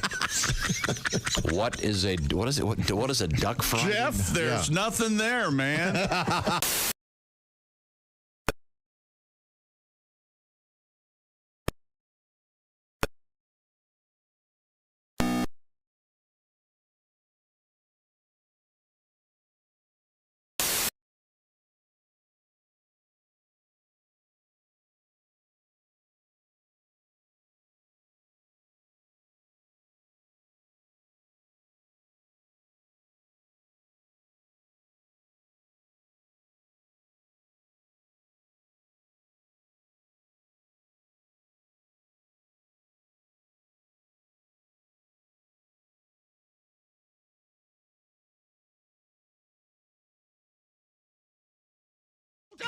See, now he used to try to train the dog like that. We got this dog. He was like trying to teach him how to sit, and it's like he's starting off calm. Like the first few minutes, he'd just be going, "All right, sit. Come on, sit. Sit down." And like literally 5 minutes later, he's just like, "You're gonna get over there, and you're gonna sit down." The dog's literally like, walking in circles, peeing on the rug. Like, okay, I don't know what you want, but I know I'm not doing it. Comedian Matt Weinhold is here with us. I think that you should avoid all sort of living with anyone, even if you're married. Don't live with them because that'll mess it up. That's what messes it up. Because remember when you're dating, it's so great, it's so fun. You go on these dates and you go and you get coffee and you see movies and you talk and you have this wonderful sex and I love you and I love you, and then you go home and I love my cable and I love my refrigerator. I love my life. Then they move in and then they're right in your face. And, hi, we live together now. Hi, what are you doing? What are you thinking? How about now? Or now? How about now? That was yesterday. What about now? Where are you going? What are you doing? Who was that called? Bob and Tom. 5. Hey, welcome back to the Bob and Tom Show. Rolling right along. We've covered a lot of ground today. There's more to cover. More to cover? We got a lot to cover now. Speaking of covering, we got the shoeing of the week. Yeah. Oh, yeah. Real and can you cover the spread along with Mr. McGee? Congratulations again to Julie Hennig of Kearney, Nebraska, the winner of Week 10. She wins the Big Green Egg Mini Max. Week 11 starts tonight. Who plays tonight? Bengals and the I like the Bengals. Forget. Oh, Bills? no worries. Yeah, no, that was last week. Are you going to pick that one? I am not. I don't know. Are we doing it today or tomorrow? We might have to do it tomorrow. Bengals at the Ravens. That's right. I don't know. Okay. Well, we'll figure it out and get the message across when we figure it out. Now, what have you got, Christy Lee? Well, there's a new study out there, Tom, that suggests funny romantic partners are more desirable. Okay. You're just not funny anymore.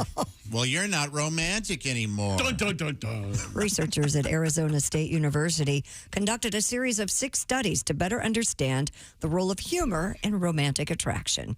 The studies collectively indicate humor plays a significant role in that attraction. Study author Erica Langley stated, quote, funny dating partners were assumed to be more creative than non-funny yet equally pleasant partners. Okay. That makes sense to me. Is your partner funny? Mm-hmm. All right. Yeah. And I'm sure that, Josh, you like it when your partner laughs at you. Yes, and I like a partner. Unless you're naked. That makes.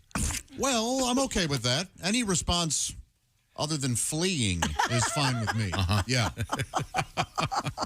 I was just going to say attendance makes up for a lot. It sure does. Just showing up. Yeah.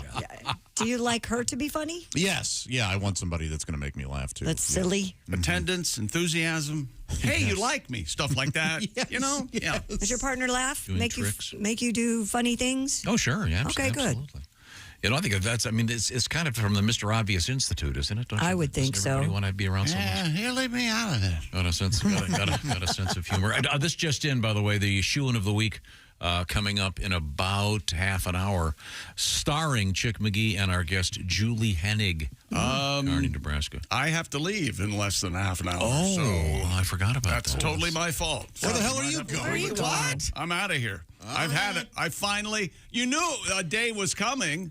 I'm out of here. I like that you've had it, but you're still giving yourself a half an hour. That's right. Hey, I'm gone in 30 minutes. That's right. Whether you like it or not. Well, then you'll have to write down your picks, and I will do them for you. How about that? That sounds fine to me. There's a new survey also out there that finds 1/3 of Americans are confident they could be the sole survivor of the apocalypse.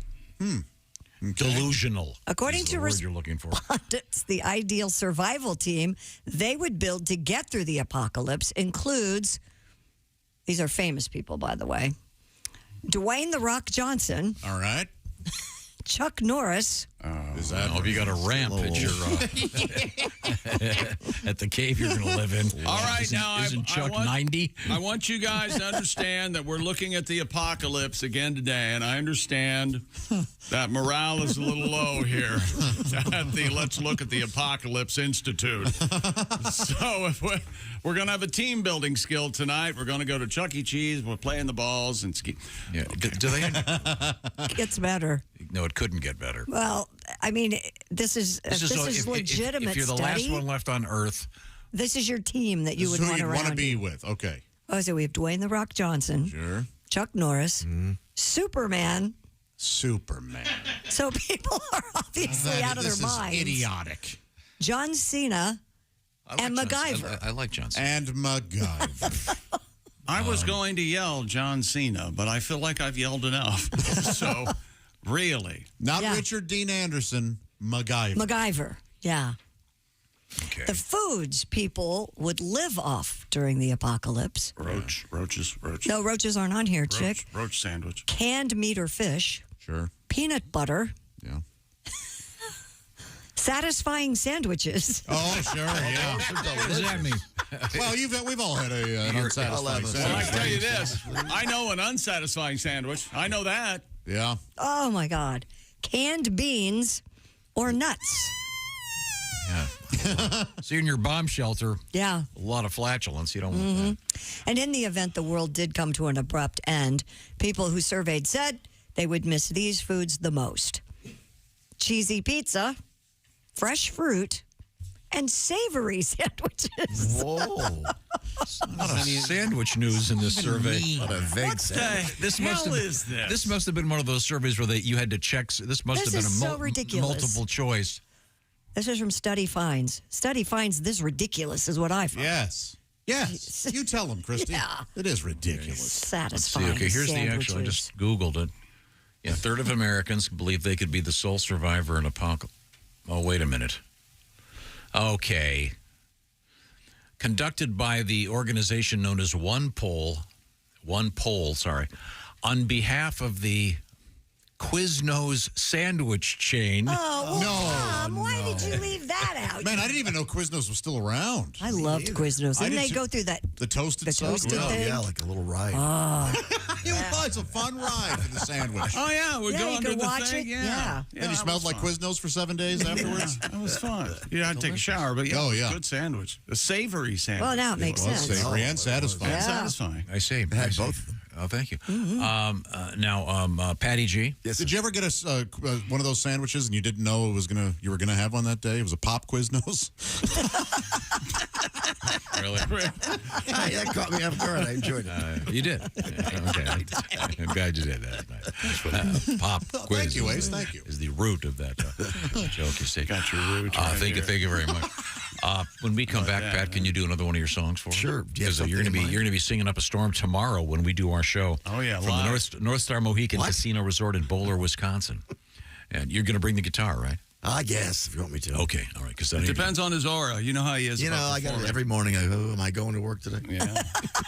What's going on? You're on a streak. You are on a streak. Well, I feel good. The back's doing great. Yeah. You haven't missed a day in quite some time. Every weekend live Boy, shows. you just too. jinxed that, didn't you? No, I feel great. The Everything, was the first one here quiet, today. everything quiet at home and everything. Yeah, that's nice.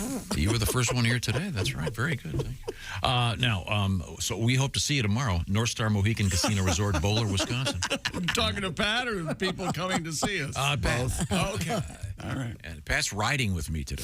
Oh, man. You guys have to do something to record. Mathau and lemon. Yes. To record something. Did you bring a Play phone it charger? back. I called him last night. Did you bring a phone charger? Yes, I know how to travel. You're not going to take mine. No, I know. Yeah. That's what he asked me last night. Don't forget to bring your phone charger. How many stops do you guys make on a 7-hour drive? As many as I want. And whenever I want. You know, you rode me like a show pony about me stopping and peeing when we would travel. And now as many as I want. That's right. That's right. It's the beauty of being the driver. All right. I hope you guys are carjacked in Gary. We do have to go through Gary a little bit. You have to tell me that if he falls asleep in the back seat, he always does this. He'll just wake up out of nowhere, and you'll hear, "I gotta piss."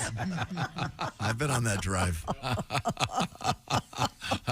When we come back, really happened. Are you going to be joining us, or are you leaving right now? I'm coming. I'll be back. That sounds personal. Why am I doing Mel Tillis? An unbelievable You're performance. coming on your back. Okay. That's right. When we come back, this is the Bob and Tom Show. This is the Bob and Tom Show. Text us at 888-262-8661. More Bob and Tom next.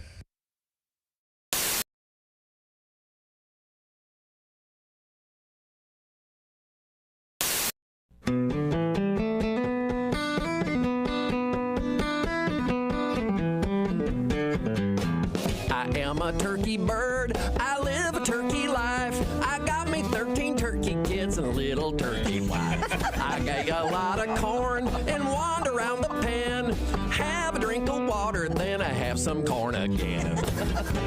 A feather sticking out, a pecking on the ground. Come on, check me out. I'm strutting all around. Dangly noodle hang thing, growing off my face. Looking good, only thing to say is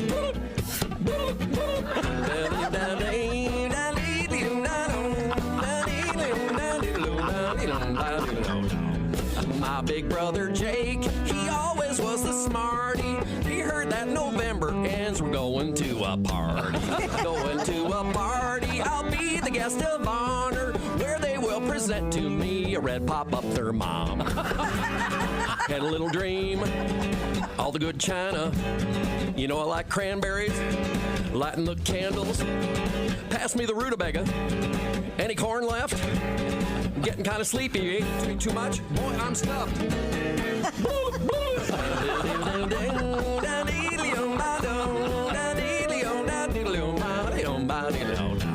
I am a turkey bird. I live a turkey life. I got me 13 turkey kids and a little turkey wife.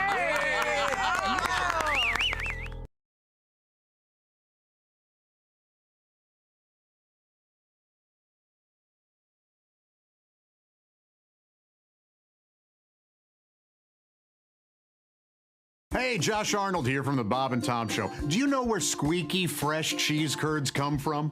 Well, yeah, it comes from a cow's teeth. Everybody knows that. No, they come from Gardner's Wisconsin cheese. Well, yeah, but before that, it was in a cow's teeth. God, is that you bleeping me?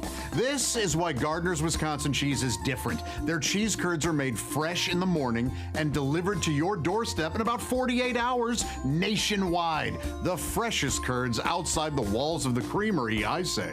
Wow. We've got fresh curds, but we couldn't get them to you for about a month by buggy. You gotta try their oven-baked cheese. It arrives at your doorstep pre-baked. You just heat it and eat it. Grill it, skillet, air fry it. Oh, we're not allowed to have air fryers. We'd burn in hell for that. Once you cook the cheese, I guess, but... And their aged super sharp cheddars are amazing. From 4 to 17 years. My favorite is the 8-year-old super sharp cheddar. It's powerful but still creamy and melts in your mouth. Just delicious. Sounds like that Gardner farmer is pretty smart on cheese. Right now, receive free cold pack shipping and free cheese curds when you spend $59 or more at GardnersWisconsinCheese.com. I don't have an internet. Their pre-selected package deals make great gifts for coworkers, friends, or anyone hard to shop for. Remember, cheese is always a good idea. Can't argue with that. That's GardnersWisconsinCheese.com.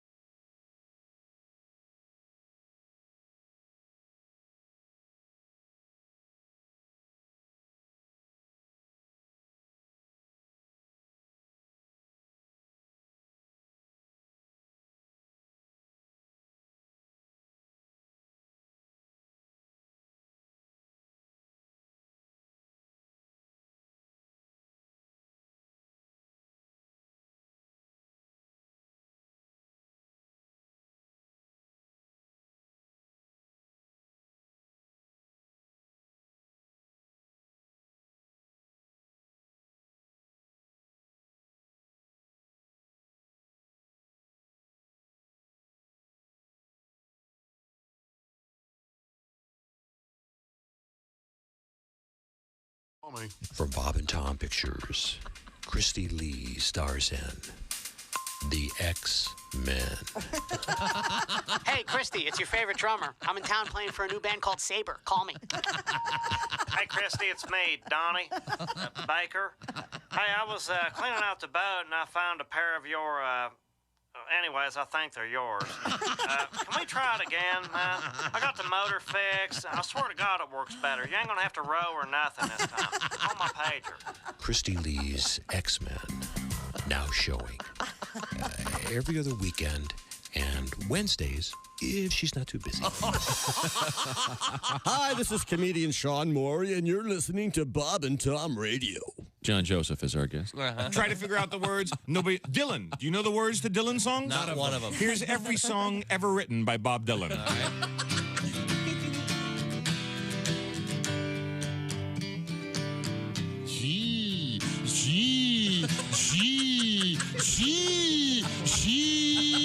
Did I get them all? Did I miss any? Hey, you got him. Holy mackerel, Andy. Is that really his voice? I think it is. Come on. You think when Bob Dylan was in kindergarten class, he was saying stuff like, he took my glue. I babysat a cat a couple weeks ago. No, it went in the show. Oh, he. Then he started picking his out of his litter box and dropping him in the middle of the living room floor. Oh, this is a protest. It did seem like some sort of action. Cats are, you know, jerks, basically. Can be. Cats are jerks.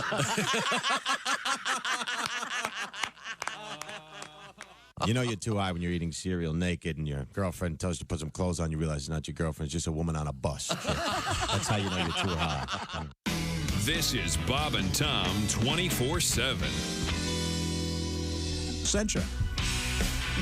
Welcome back to the Bob and Tom Show. At the news desk, it's Christy Lee. Hello. There's Pat Godwin in the performance room. Hey, Chick. There's Josh Arnold. Chickster. Ace Cosby's here. Hey. I'm Chick McGee, and here's Tom Griswold. Hey, Tom, may I tell you a little bit about Steven Singer Jewelers? Sure. Let me turn my phone. What the They hell make is it easy to buy real, natural, earthborn diamond jewelry for someone you love. No phony sales ever, just one perfect price every day. Visit IHateStevenSinger.com for all the details, and there's the time. Oh, well, this is this is the special Chick McGee has to leave the building time clock. Oh, good. Thanks a lot. Chick announced he's leaving early. It's That's fine. right, because I've had it with you specifically. It's Tom Griswold time. It's time to check in with Julie. Julie Hennig of Kearney, Nebraska. Julie. Is going to join us, I think, on the phone. Julie, are you there? Can you hear me? Yes, I am. Good morning, y'all. Hi, Julie. Hi, Julie. It's so nice to talk to you. This is awesome. Congratulations. You have won. You are our big winner for week 11 of our Pigskin Pickem competition. You picked 14. No, you got 13 of 14 games, but you won the tiebreaker. You were in a 6-way tie. You win the Big Green Egg Mini Max. That's awesome. And now, are you? Have you ever been in a 6-way, Julie? Oh, jeez. No, I can't say I have. All right. Well, you also won. There's all. Let's see. Me, 1, 2, Tom, 3, Josh, 4, 5, Ace. 6, Godwin. Pardon me. This is sexual harassment. Julie, do you like to cook? We do like to cook. Okay, good. Well, you'll have fun with the Big Green Egg Mini Max. Is Thanksgiving going to be at your place this year? Yep, we're staying at home for Thanksgiving. Just going to be my husband and I. What are you going to make? Oh, we were thinking steak and crab. Oh, how about that? Excellent choice. That's an Not a bad excellent choice. idea. I'm not sure if you've heard about this in Kearney, Nebraska, but turkey is the Thanksgiving dish here. Yeah, that's when you got a lot of people around. You want that, but no, if we don't have the kids, we can do what we want. Oh, There you go. Hubba. A greasy twosome.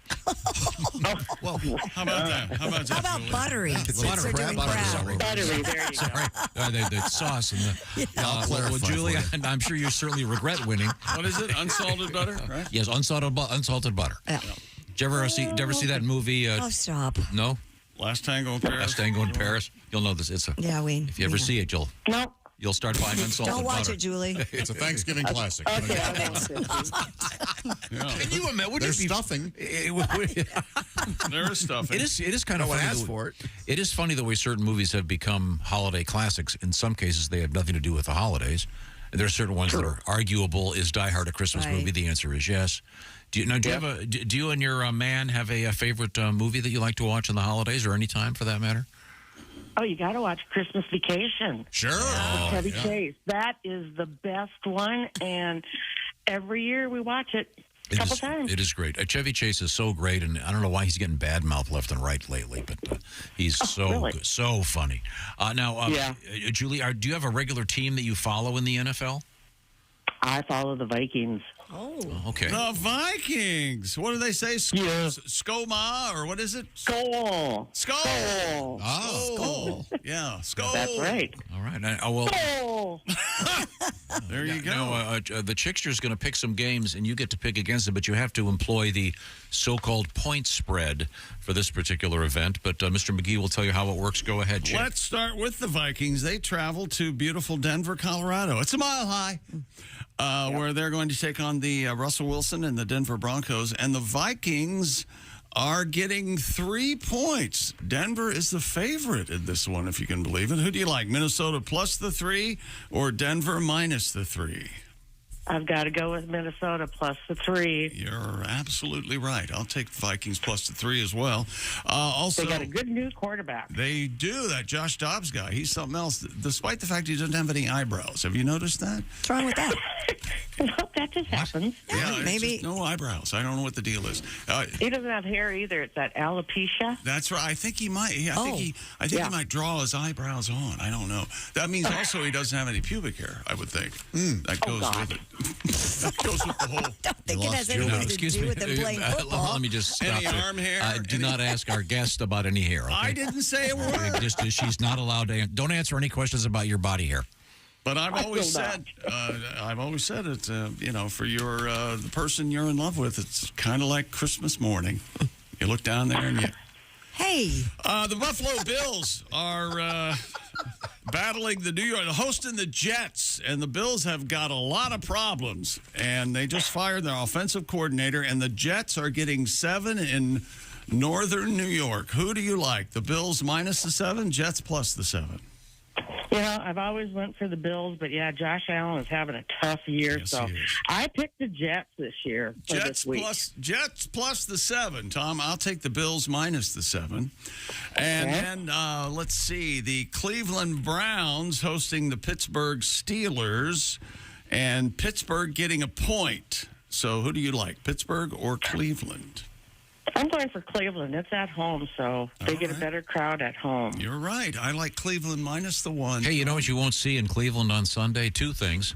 2 things are? You want to guess? Deshaun? Deshaun, and the inside of a Chick-fil-A. Thank you. Thank you for the nice hearty laugh, Julie. I love you. And the 6 ways beginning. I'm sorry. Chickster, who are you picking? I didn't hear you. Oh, I had Cleveland minus the 1. I agree with Julie. And then I've got the Jacksonville Jaguars hosting the Tennessee Titans. Let's see. Tennessee getting 7 in Jacksonville. Who do you like, Jacksonville or Tennessee? Well, I'm going to go for the underdog on there. I'm going for Jacksonville because they're home too. All right, maybe they'll have a good weekend. I will take Tennessee plus the 7. I think Jacksonville wins, but it's going to be closer than that, and that's this week's shoe-in of the week. That's true. Thank you very much. There you go. Thank you very much. Julie, have you always lived in Nebraska? No, I'm originally from Minnesota. Ah, that's the Vikings. Minnesota. So you moved to Nebraska for the heat? No, for the mountains, Tom. Have you been there? It is warmer here than it is in Minnesota in the winter. So That's true. There we go. Okay. So, are you a dog person or a cat person? We used to have a cat, but we traveled too much that I don't want to have an animal around. Oh, well, you're not going to talk about how the cat died? The cat died? Geez. No, we're not going to talk about that either. Okay. That was bad. Was it horrific? Was it horrific? Did you leave the door open? Tell me more. Did it involve a Zamboni machine on a cold Nebraska night? Sorry to hear about Julie Hennig is our guest. She is from Kearney, Nebraska, and she's obviously a good sport. A cold and gray Nebraska born, poor little baby kid. Got run over. You do a lot of traveling, you said, Julie. What are some of your favorite spots to travel to? We really enjoy going down to Mesa in January and February, but this year we're going to try Florida. Where in Florida? All right. We don't know. We just pick a spot and try to find a place to stay for a couple of weeks, and we just get in our car and go. Okay, Julie, are you familiar with our good friend comedian Greg Hahn? Yes. Greg just got a new penthouse apartment on the Intercoastal. Yeah, maybe you can rent from him. Rent? Go live with him. Actually, I should be finding out Allie's Airbnb. Oh, there you go. Oh, yeah. There you go. That's right. They just finished painting it. Right in Kissimmee. Yeah, in Kissimmee. Yeah, they're very good. And I bet that would be really nice where she's at, but that's right next to Walt Disney World. I don't want to go there. What? Too much fun. Yeah. You don't want to go to Walt Disney World? I get it. Oh, it's the best. They got some cool new rides. Guardians of the Galaxy. Oh, it's the best. Maybe you could ask Allie to be in your 6-way. About that? Have you considered it? Yeah, she's a tender little one. Be careful. Allie? Don't break her back. Allie? What does she weigh, 40? Yeah, she's strong. Okay. She's mighty. She's built for the 6-way. Well, Julie, we certainly appreciate your listening, and I'm sure that after this phone call, you'll be a former listener. No. Oh, she loved it? Okay, good. Yeah. Julie, you're great. Have safe travels this winter and happy holidays. Yes. I will. What is And thank you, guys. what's your man's first name? Yeah. Brad. Brad. Yeah. Sounds like you really love him, Julie. I do. It's like we've been together for many years, and it's because of him that I watch football. Otherwise, He'd I hit don't you. know what I do on Sunday. Julie, I don't Do you have a advocate. pet name for him? I don't Like, advocate domestic violence. like Pookie or Masher or No. baby doll? I got one for you. I have heard about Brad's sexual prowess. Yeah. Why don't you call him Brad the Impaler? Oh. Thus implying that he has a pitchfork dangling. Dangling. Pitchfork. Wow, a three times a lady. Once, twice. Hey, Julie, I hope you still listen. We were just kidding and everything. Yeah. We've lost her. Okay. No, you're here. Okay, good. Thanks, Julie. You're great. So funny. You bet. Have a great day, you guys. You Thank too. How sweet. By the way, I'll urge everyone to log on to bobandtom.com/contest. Get your entry in for week 11. Wouldn't you want to be talking to us? She was absolutely nonplussed. wasn't she? Bulletproof. Yep. Yeah. Good for her. And what do you do? Oh, you just pick the winners. It's that simple. That's right. And it's all right And you there don't for have to do the spread. Pick your nose. bobandtom.com/ Unless you're doing the six-way, then you got to. Okay. You have to start with this. Now, Christy Lee, tell me a little bit about HelloFresh, won't you? Oh, HelloFresh is wonderful, especially this time of year when you're so busy. Gosh, you got holidays right around the corner. You don't have time to shop for yourself. No. You want to be able to walk in, open your refrigerator, and find meals already there and waiting for you because HelloFresh sends you the ingredients. And you just put together these wonderful meals like the Southwest beef cavatappi with poblano and smoky red pepper crema. Look at that. One big bowl, and you have 6 easy steps, a nice little red card, and all of these things will help you become a wonderful cook in the kitchen with HelloFresh. It's a meal kit. They've done the shopping. They've done the measuring. You do the putting together. And they're famous now for their 15-minute meals, especially this season. Also, we're talking about the meals like breakfast, lunch, and dinner. 40 meals to choose from, 40 entrees every week.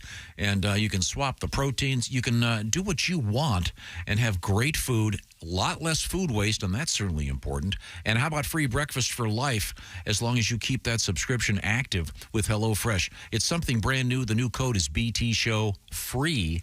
That's HelloFresh.com/BT Show Free for that one breakfast item per box while the subscription is active. Get all the details at HelloFresh.com.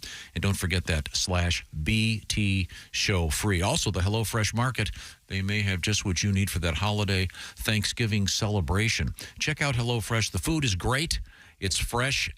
They've got all the seasonality is a nice word. They're giving you the stuff that's fresh this time of year. So check it out, and it'll save you a ton of time, and you won't be competing with everybody in the grocery store. Tell them the Bob and Tom Show sent you. HelloFresh.com/BT Show Free.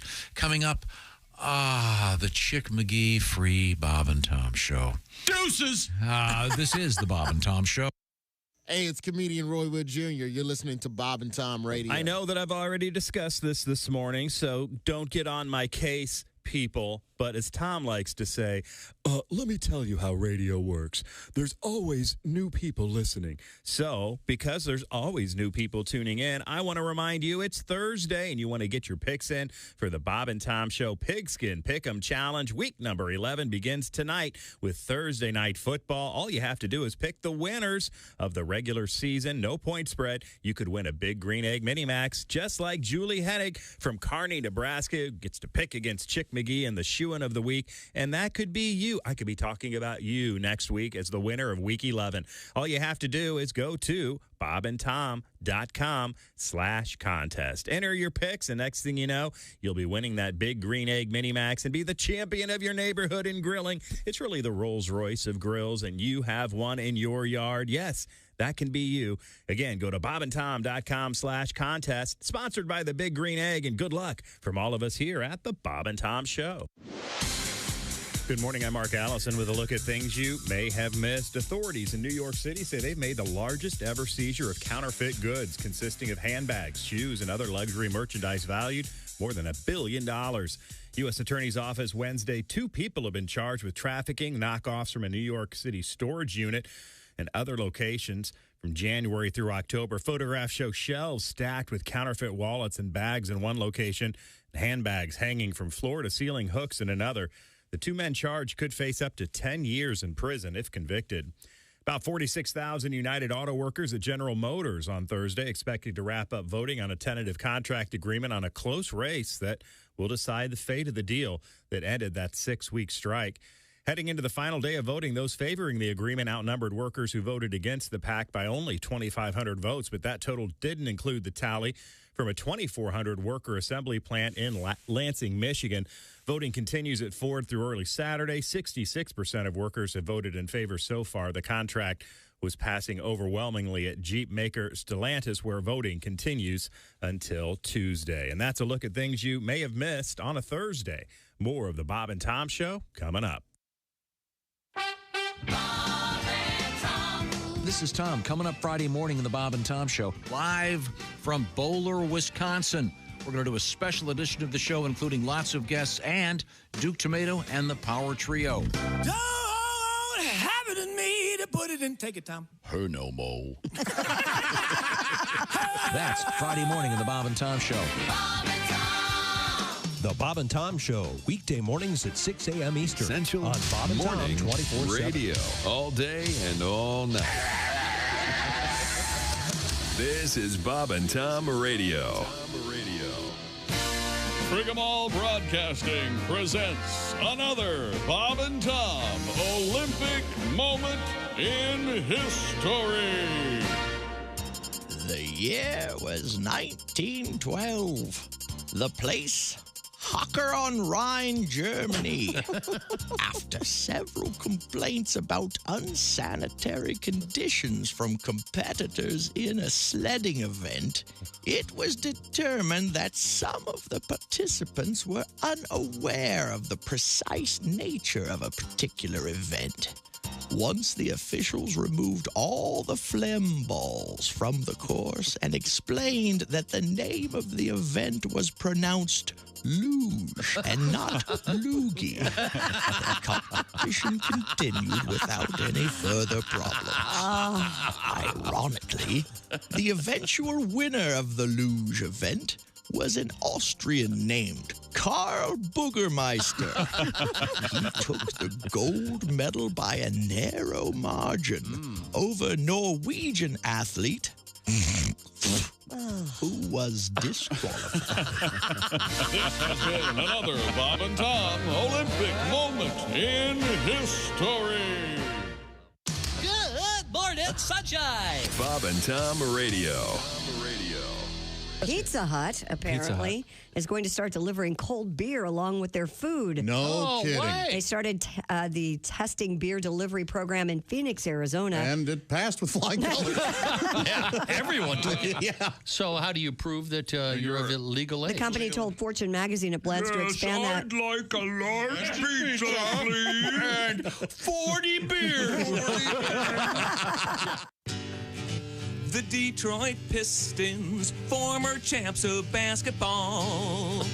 I have so many souvenirs, it's hard to list them all. I have piston pants, I have piston shorts, I have piston beer mugs, sometimes people don't even notice. I have piston ashtrays, I have piston shoes, I have piston basketballs, when I dribble they do too. My most recent marriage was a disaster. It made the wreck of the Edmunds Fitzgerald look like a fender bender. Wow. Sorry to hear that. Hello. And you remember Lord's famous line about gun control more Yes. The relationship taught me a lot. It taught me they won't sell you a handgun if you're crying. Hi, this is Ross Bennett, and you're listening. And welcome back to the Bob and Tom Show. It just seems so peaceful in here, doesn't it, Ace? Yeah, no hostility. I don't know what's going on. I don't care for it. That's Josh Arnold. He's over there. Where are you specifically? Is that the IHateStevenSinger.com sidekick chair? Absolutely. I see. Christy Lee is at the news desk. Have we had our joke of the day? The Ace Cosby, legendary Ace Cosby joke of the day? I can't remember. I don't we have think not so. had it Patty G's right there. And Yeah. The deep voice. Ace Cosby, here he is with his joke of the day. Now, you guys know how much Chick likes the movie Wizard of Oz. Wizard of Oz, Wizard of Oz, yes. They're doing a remake right? But based on the view of the dog. Oh. It's called Total Recall. Total Recall. Applause from Tommy. That's very, very nice. I like that. Total Recall. You know what else you would clap for? The OmahaSteaks.com semi-annual sale. 50% off. It's the perfect time to grab all your grilling favorites. Plus, when you use our code BTS at checkout, you'll get an additional $30 off your order. Minimum order may be required. Thank you, Ace. Thank you, Omaha Steaks. Oh, thank you very much. Got a request for an old phone call. Oh, really? Yeah. Then here it is. Morning, Bob and Tom Show. Hey, I got a good story for y'all. I'd love to hear it. You know how a magician takes a hold of a tablecloth and yanks it? The tablecloth Oh, yeah, it's one of the greatest tricks of all time. Love the tablecloth. I did that, but there was a little catch to this. Everything stayed on the table except the fork, and the fork went flying behind me and stuck my brother in the forehead. He had to go to the hospital. Oh, my God. Headed in his forehead, and he ended up... Sir, you're receiving a standing ovation from the crew. It's stuck in his forehead. Wait a second. Now, Wait, we can't hear you. Wait. Was your brother's brain affected? Was he crippled for life or anything sad? No. Oh, well, good. He's got 10 stitches in his forehead. God, I hope you yelled ta-da at the end of that. Ta-da! It was kind of amazing. Everybody was amazed. Everything stayed there on the table, and all of a sudden we heard my brother behind me saying, "Oh, my God." Did anybody get a picture of the fork? You see, you learned the lesson. You could have poked his eye out. 10 stitches? That's pretty serious. Heck yeah. Okay, all right. This show tomorrow will be a broadcast as we do it live from the North Star Mohegan Casino Resort in Bowler, Wisconsin. Even though Chick's not here, we have to... okay. It's a strike. I hope you can join us tomorrow. It should be a lot of fun. Duke Tomato and the Power Trio will be joining us, along with perhaps a surprise guest or two. Right now, another special request involving Thanksgiving. Hi, hello. This is Mr. Obvious, and welcome to the Mr. Obvious Show. Let's take a call. Mr. Obvious Show. Hello, is this Mr. Obvious? Speaking. Hi, Mr. Obvious. Long-time listener, first-time caller. Well, thanks very much, caller. How can I help? Well, Mr. Obvious, I need some advice on cooking a turkey. I tried cooking one the last 5 years, and I just haven't had any success. Well, now, let's start at the beginning. Do you have a big roasting pan? Well, I sure do, Mr. Obvious. Good. Now, do you have an oven? Well, of course I do, Mr. Obvious. I'm no idiot, Mr. Obvious. I'm not like a lot of those people that call your show. Oh, now, please don't take offense at this question. Do you actually have a turkey? Sure, Mr. Obvious. I got a nice big 25-pound turkey. Whoa. Great. Have you stuffed your turkey, caller? Oh, yeah, that's all done. Preheated the oven? Yep. Well, caller, I don't mind telling you, Mr. Obvious is a little bit puzzled at this point as to why you haven't been able to successfully cook your turkey in the past. Well, I am too, Mr. Obvious. All right. Well, the problem is that the turkey's just too tough. Too tough, you say? Oh, yeah, real tough. Now, do you baste the turkey? Yep, I tried that, and it didn't seem to help. Have you thought about putting the turkey in a bag?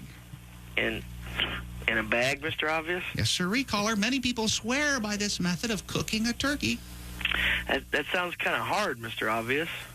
Hard? Why no, caller? It's not hard at all. Well, if you say so. Can you hang on a second? I can give it a try while I got you on the phone here. Well, normally Mr. Obvious is pressed for time, but for a caller like you, I'll spare a few seconds. Go ahead, put your turkey in the bag. I'll hold on. Great, thanks, Mr. Obvious. I'll be right back. All right, come here, boys. Get in this bag. What's going on there? Oh, no. Calm down, boy. What the heck? Come on, get in the bag, little feller. What's going on there? Caller. Don't fight me. Caller. Hello? Oh, Dad's coming. Why do I even try? Mr. Obvious? Yes, caller? Yeah, it's not going to work. I'm telling you, he's just too tough. I can't get him in there. You figure even if I did get him in there, if he can get out of a roasting pan like he has in the last 5 years, I don't see how a paper bag is going to hold him very long. Your turkey's alive, isn't he? Oh, yeah, he's alive. There's no doubt about that. He's a tough old bird. You been trying to cook the same live turkey for 5 years, Carl? Sure have, and haven't had a bit of success, Mr. Obvious. Well, I can't help but saying Mr. Obvious is saddened by this turn of events. I know what you mean, Mr. Obvious. My little girl, she gets sad every year. Trying to pop this doggone turkey in the oven. Hey, here's an idea. Have you ever thought about killing the turkey? Tell you what, Mr. Obvious, I've sure thought about it sometimes. Man, when that sucker bites me, I just want to wring his neck. I've never been so mad that I actually seriously thought about killing him. Uh-huh. Caller, you can't cook the turkey until he's dead. Really? Yes, really. You cook dead turkeys, not live ones. I never made the connection. Yeah. Hey, that's all the time we have for today. Hey, Mr. Obvious? Yes, Caller. Thanks, Mr. Obvious. You're a lifesaver. I appreciate it. Join us next week for another. Hey, Mr. Obvious? Yeah. One more thing. How long do turkeys typically live? Join us next week. Mr. Obvious Show. Thank you, Mr. O. Now, for some reason, we were talking about OJ Simpson earlier this morning. Yeah, because he weighed in on the Buffalo Bills situation. Yeah, and he weighed in at great length. Right. Yeah. On the Buffalo Bills situation. And someone asked if we could play some of the famous OJ Simpson Christmas album. Mm-hmm. We do have a rule on the show. We tend to not play Christmas music after Thanksgiving until the time is arrived. So I thought we'd just play a little snippet of this. Is that okay? There's a little snippet of OJ's Christmas album. I'm kind of going against what I normally do here, but okay. All right. Since we had a request, here's just a little touch of it. Here at the Bob and Tom Show, we're proud to present the greatest Christmas music offer ever. It's the OJ Simpson Christmas album, featuring the OJ Simpson singers. OJ the handsome halfback and a very shiny knife. And if you ever saw it, you'd be fearing for your life. It's the OJ Simpson Christmas album with special guest prosecuting attorney Marcia Clark. It's beginning to look a lot like murder everywhere we look. The OJ Simpson Christmas album. You've never heard anyone sing in a courtroom quite like Marcia Clark. Oh, DNA, oh, DNA, too bad your blood type matches. The Bob and Tom Show presents the O.J. Simpson Christmas album. And you'll hear from the man himself, O.J. Strippers and hookers and young blonde Caucasians, big boobs and cocaine on special occasions, all of the perks that celebrity brings. These are a few of my favorite things. La la la la, la la la la. O.J. really puts the sleigh in one-horse open sleigh. It's the O.J. Simpson Christmas album. You'll learn about O.J.'s life behind bars. A large and hairy gentleman will share a cell with you. And if he wants you for his wife, you'd better say I do. La la la la la la la. What's that sticky glue? Oh, no. It's the O.J. Simpson Christmas album. You'll learn about all of the exciting evidence. He dropped a bloody glove that was dumb, dumb, dumb, dumb. Really dumb. The O.J. Simpson Christmas album, including the great Bing Crosby O.J. Simpson tribute. I'm dreaming of a white Bronco, just like the one Al Cowlings drove.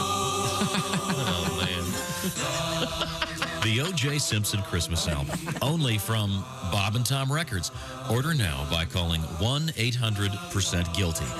It's a killer. A little bit of early Christmas stuff for you. Yes, very nice. You remember some of those? Marcia Clark? Of course. Oh, sure, yeah. Remember all those folks? Is Al Collins Trial still of the alive? century. I don't know. Is Al still around? I don't know. That's a fair question, Ace. And I don't know the answer. Why don't you look that up, Ace? I know the Broncos back and is awesome.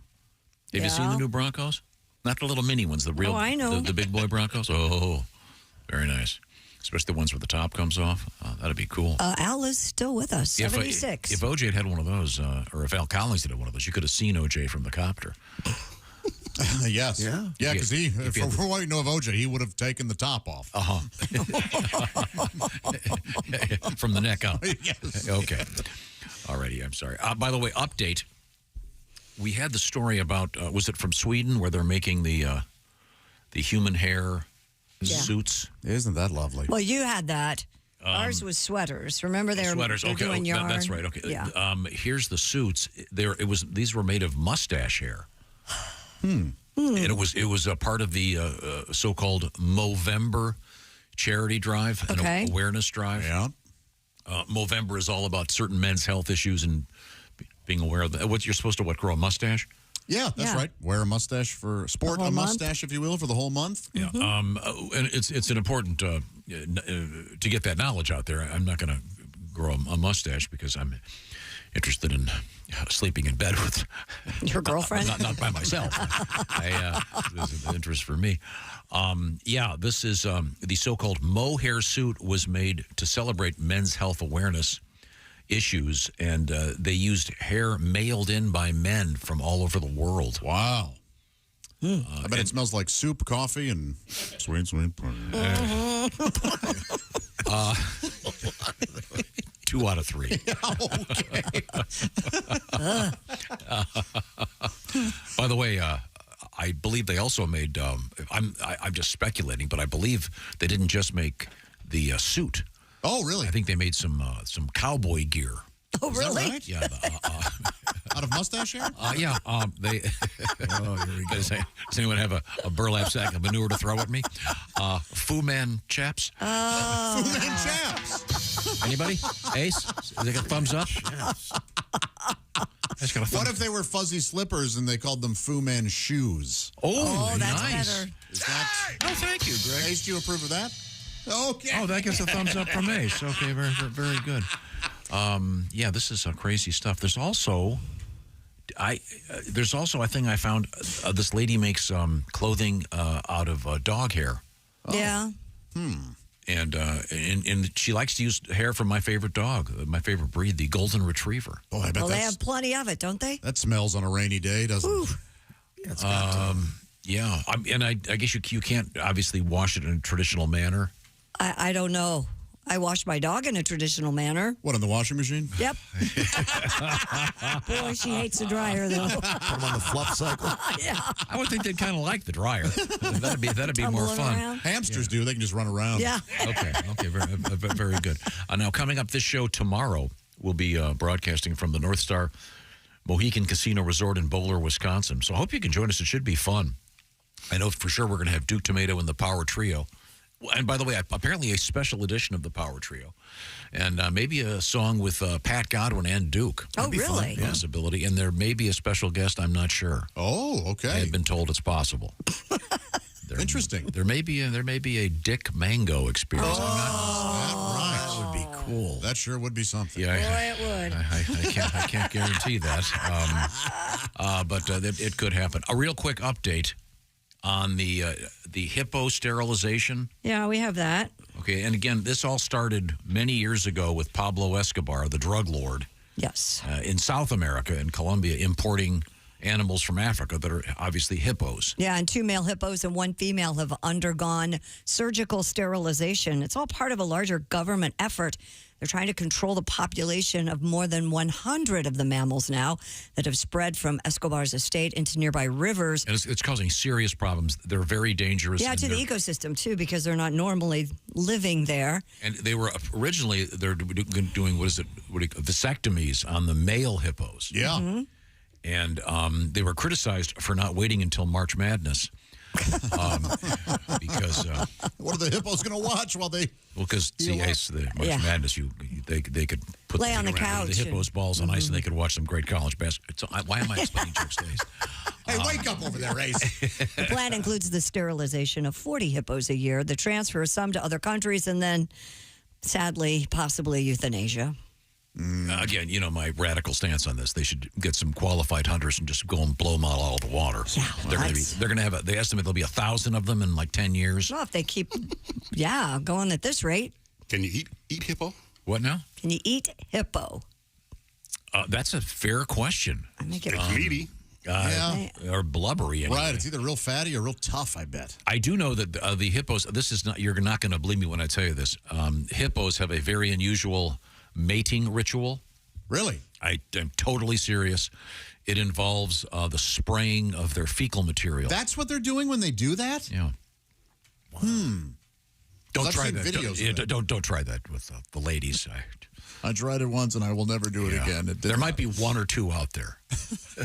I'd recommend. Yes. I'd recommend checking the internet. It's probably out there somewhere. Now, hippo meat, by the way, not commonly found on dinner tables, is a staple in some parts of Africa. Wow. Yeah. It's illegal in most parts of the world, but apparently there are a few places where they do cook and eat hippo meat where it's legal. Okay. Well, that's got to be tough. No, I mean getting on the front of your Jeep. Yeah. Hauling out of the forest. It's got to tie it on the. Yeah. I would think it would be so heavy that it would just. Never mind. You can make a hippo pot pie.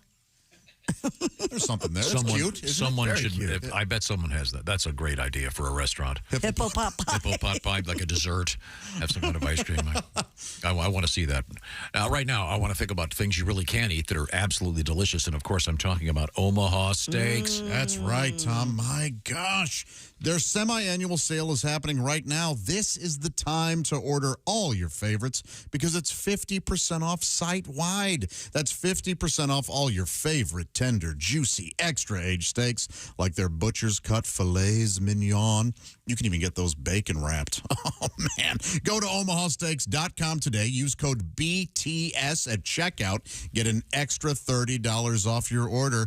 Do not forget, pick up some of those jumbo franks. They're the finest. Don't you dare call them hot dogs on the market. With Omaha Steaks, the possibilities are endless. Endless flavor, endless value on incredible entrees, scrumptious sides like those potatoes au gratin that brown up so wonderfully in the oven, decadent desserts, and more. All of them 50% off during the semi-annual sale, and every bite is backed by Omaha Steaks' 100% unconditional money-back guarantee. Go to omahasteaks.com, shop all your delicious favorites for half the price. Gift yourself a wonderful package.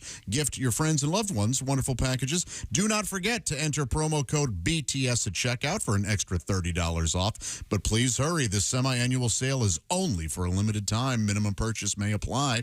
Visit omahasteaks.com for all the details. Do you remember a famous person that dressed up wearing steaks? Lady Gaga. Yeah. Lady Gaga. She was wearing like a meat dress. Mm-hmm. Did you know that in the summertime she actually wore a barbecue rib dress? Oh, isn't that something? It wasn't custom made. She got that one off the rack. Off the rack? Off the rack. Oh, thank you. Thank you very much. When we come back, we've got some very interesting news from the world of history. This is the Bob and Tom Show. For a complete copy of the Bob and Tom Show contest rules, go to bobandtom.com/contest-rules, or just scroll down to the bottom of the page and see contest rules. This is the Bob and Tom Show.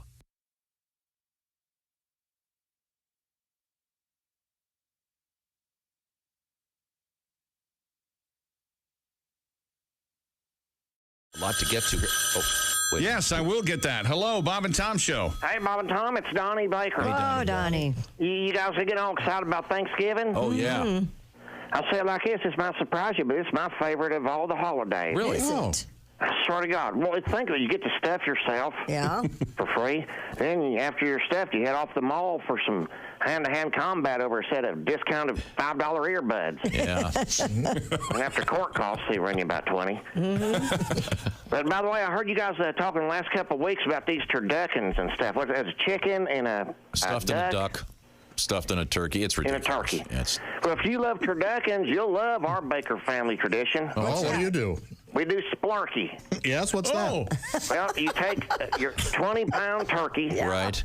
Then you're going to stuff it with 7 cans of Spam. Oh, boy. Okay. 4 dozen Slim Jims. Right. About 6 bags of Funyuns. Well, there you go. Oh. Bake at 375, 350, about 6 to 8 hours, and serve. Now, Donnie, you know 4 dozen Slim Jims is 48 Slim Jims, right? Well, these are the minis, chick. Oh, okay. So that's your splurky. These look like the Virginia Slim Jims. Oh, okay.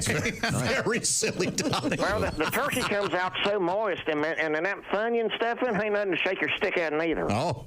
I love Thanksgiving. Sounds You know, good. Thanksgiving is like not only eating, it's a good time to argue with your family in person and not just on Facebook. Oh, yeah. Yeah. Yeah, nice. Because it used to be all us men be in the family room watching Scarface, and then all the women be in the kitchen cooking. Right. But nowadays, you got the Republican side of your family hanging out in the garage while the Democrats are all huddled up by the mini barn. the mom's all left alone in the kitchen with that libertarian cousin who's transitioning from Mark back to Martha. Swear to God. Oh, transitioning. Oh, I see. But I hope you're planning on making one of our Splurkies. If you do, take the spam out of the can. Oh, yeah, that's helpful. Oh, I would think so. good to know. Our hottest cousin Amber, she learned the hard way. When spam cans end up bursting, she tried to deep frying the bird, ruined Thanksgiving and their carport. Oh, yeah. And you say she's your hottest cousin. Yeah. Hey, Judge, if you want, Josh, but that's why I take rubbers to the family reunion. Okay. The turkey actually still tasted good after the accident. I mean, what you could find of it. You had to eat it around the shrapnel. Yeah, sure. Like peel and eat shrimp a little bit. Oh, and you want to take the Slim Jims out of the wrappers, too. Yes. Good point. My cousin Lonnie looked like that turtle with the stopped-up nose that ruined plastic straws for everybody. Pretty good. I'm going to go. All right, see you, Donnie. There you go. There you go. That turtle. How dare he inhale those straws?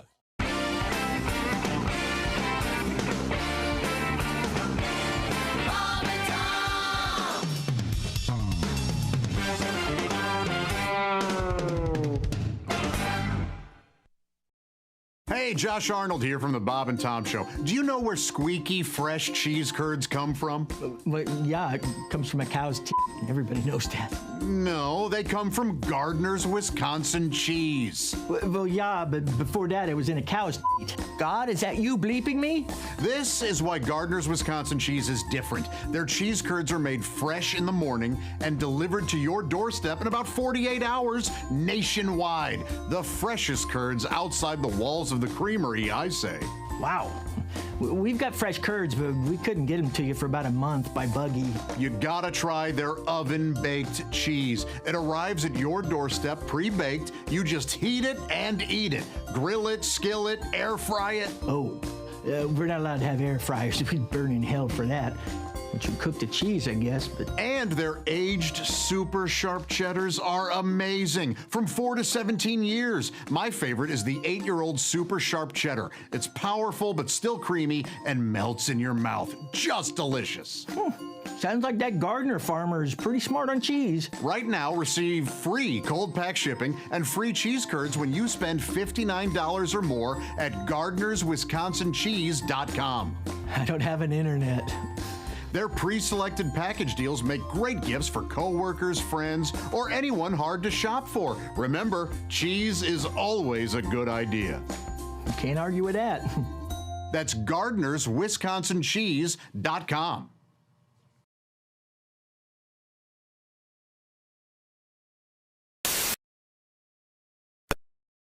Family napped in their home following a baked bean dinner. Finally, we'll meet Harriet Billingsley, who, upon discovering a swarm of pubic lice, rushed to the drugstore to get a bottle of Quell shampoo and, on impulse, purchased what turned out to be $1 million winning lottery ticket. Join host Dick Vermin tonight for Miracle Pests. Miracle Pests, only on Bob and Tom Television. Hi, you're listening to Bob and Tom Radio. This is Jim Gaffigan. I got thrown out of J.C. Penney the other day. Really? Yeah, fondling up the mannequins. You believe that? And that ain't my fault. Have you seen the mannequins in there? Uh-huh. And they taunt you, too. They got the little short skirt on, arm up, kind of waving you over. You know what I mean? Shoot.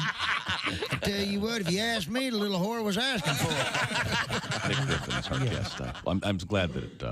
I'm glad everything's okay now. Yeah. Now, are you dating at all? Do you see anyone? Are you? No, I don't.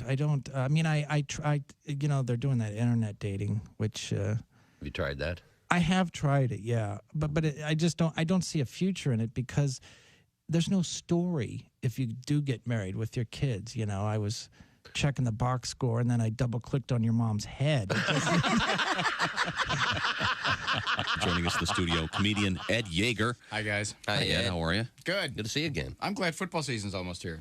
I love football. I do too. I was I was in a hotel room, and I was watching a football game, and I opened the drawer, I pull out the Bible, I turned to John 3:16. Mm-hmm. And it actually says, "Sitteth thee in the end zone with a large sign."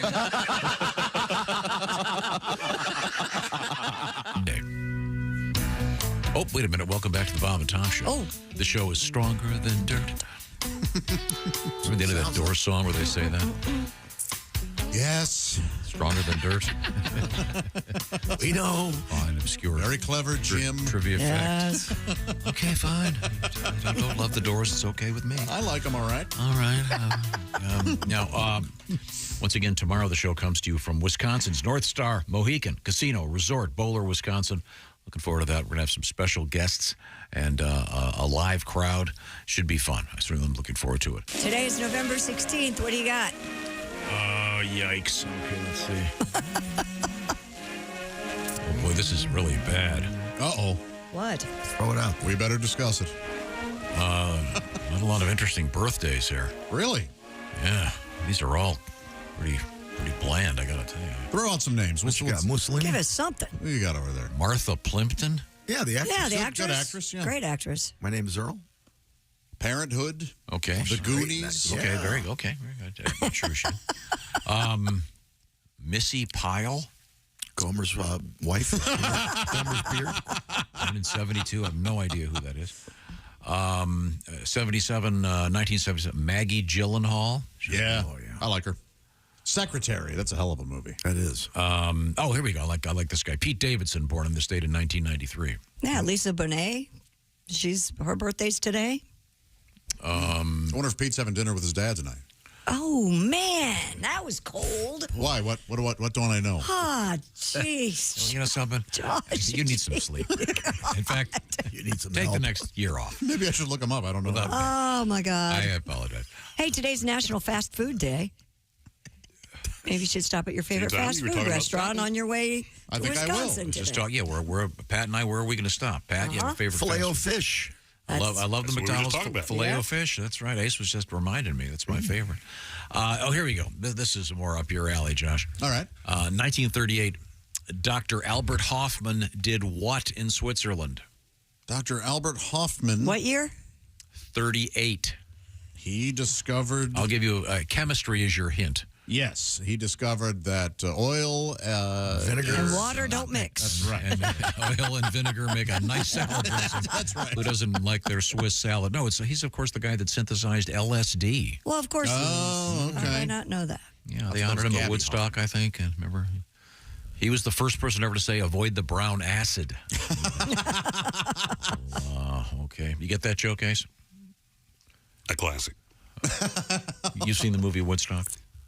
I've never seen it. I've never seen it either, Ace. Oh, my God. It's cool. Santana, Soul Sacrifice. Watch that and get back to me, will you?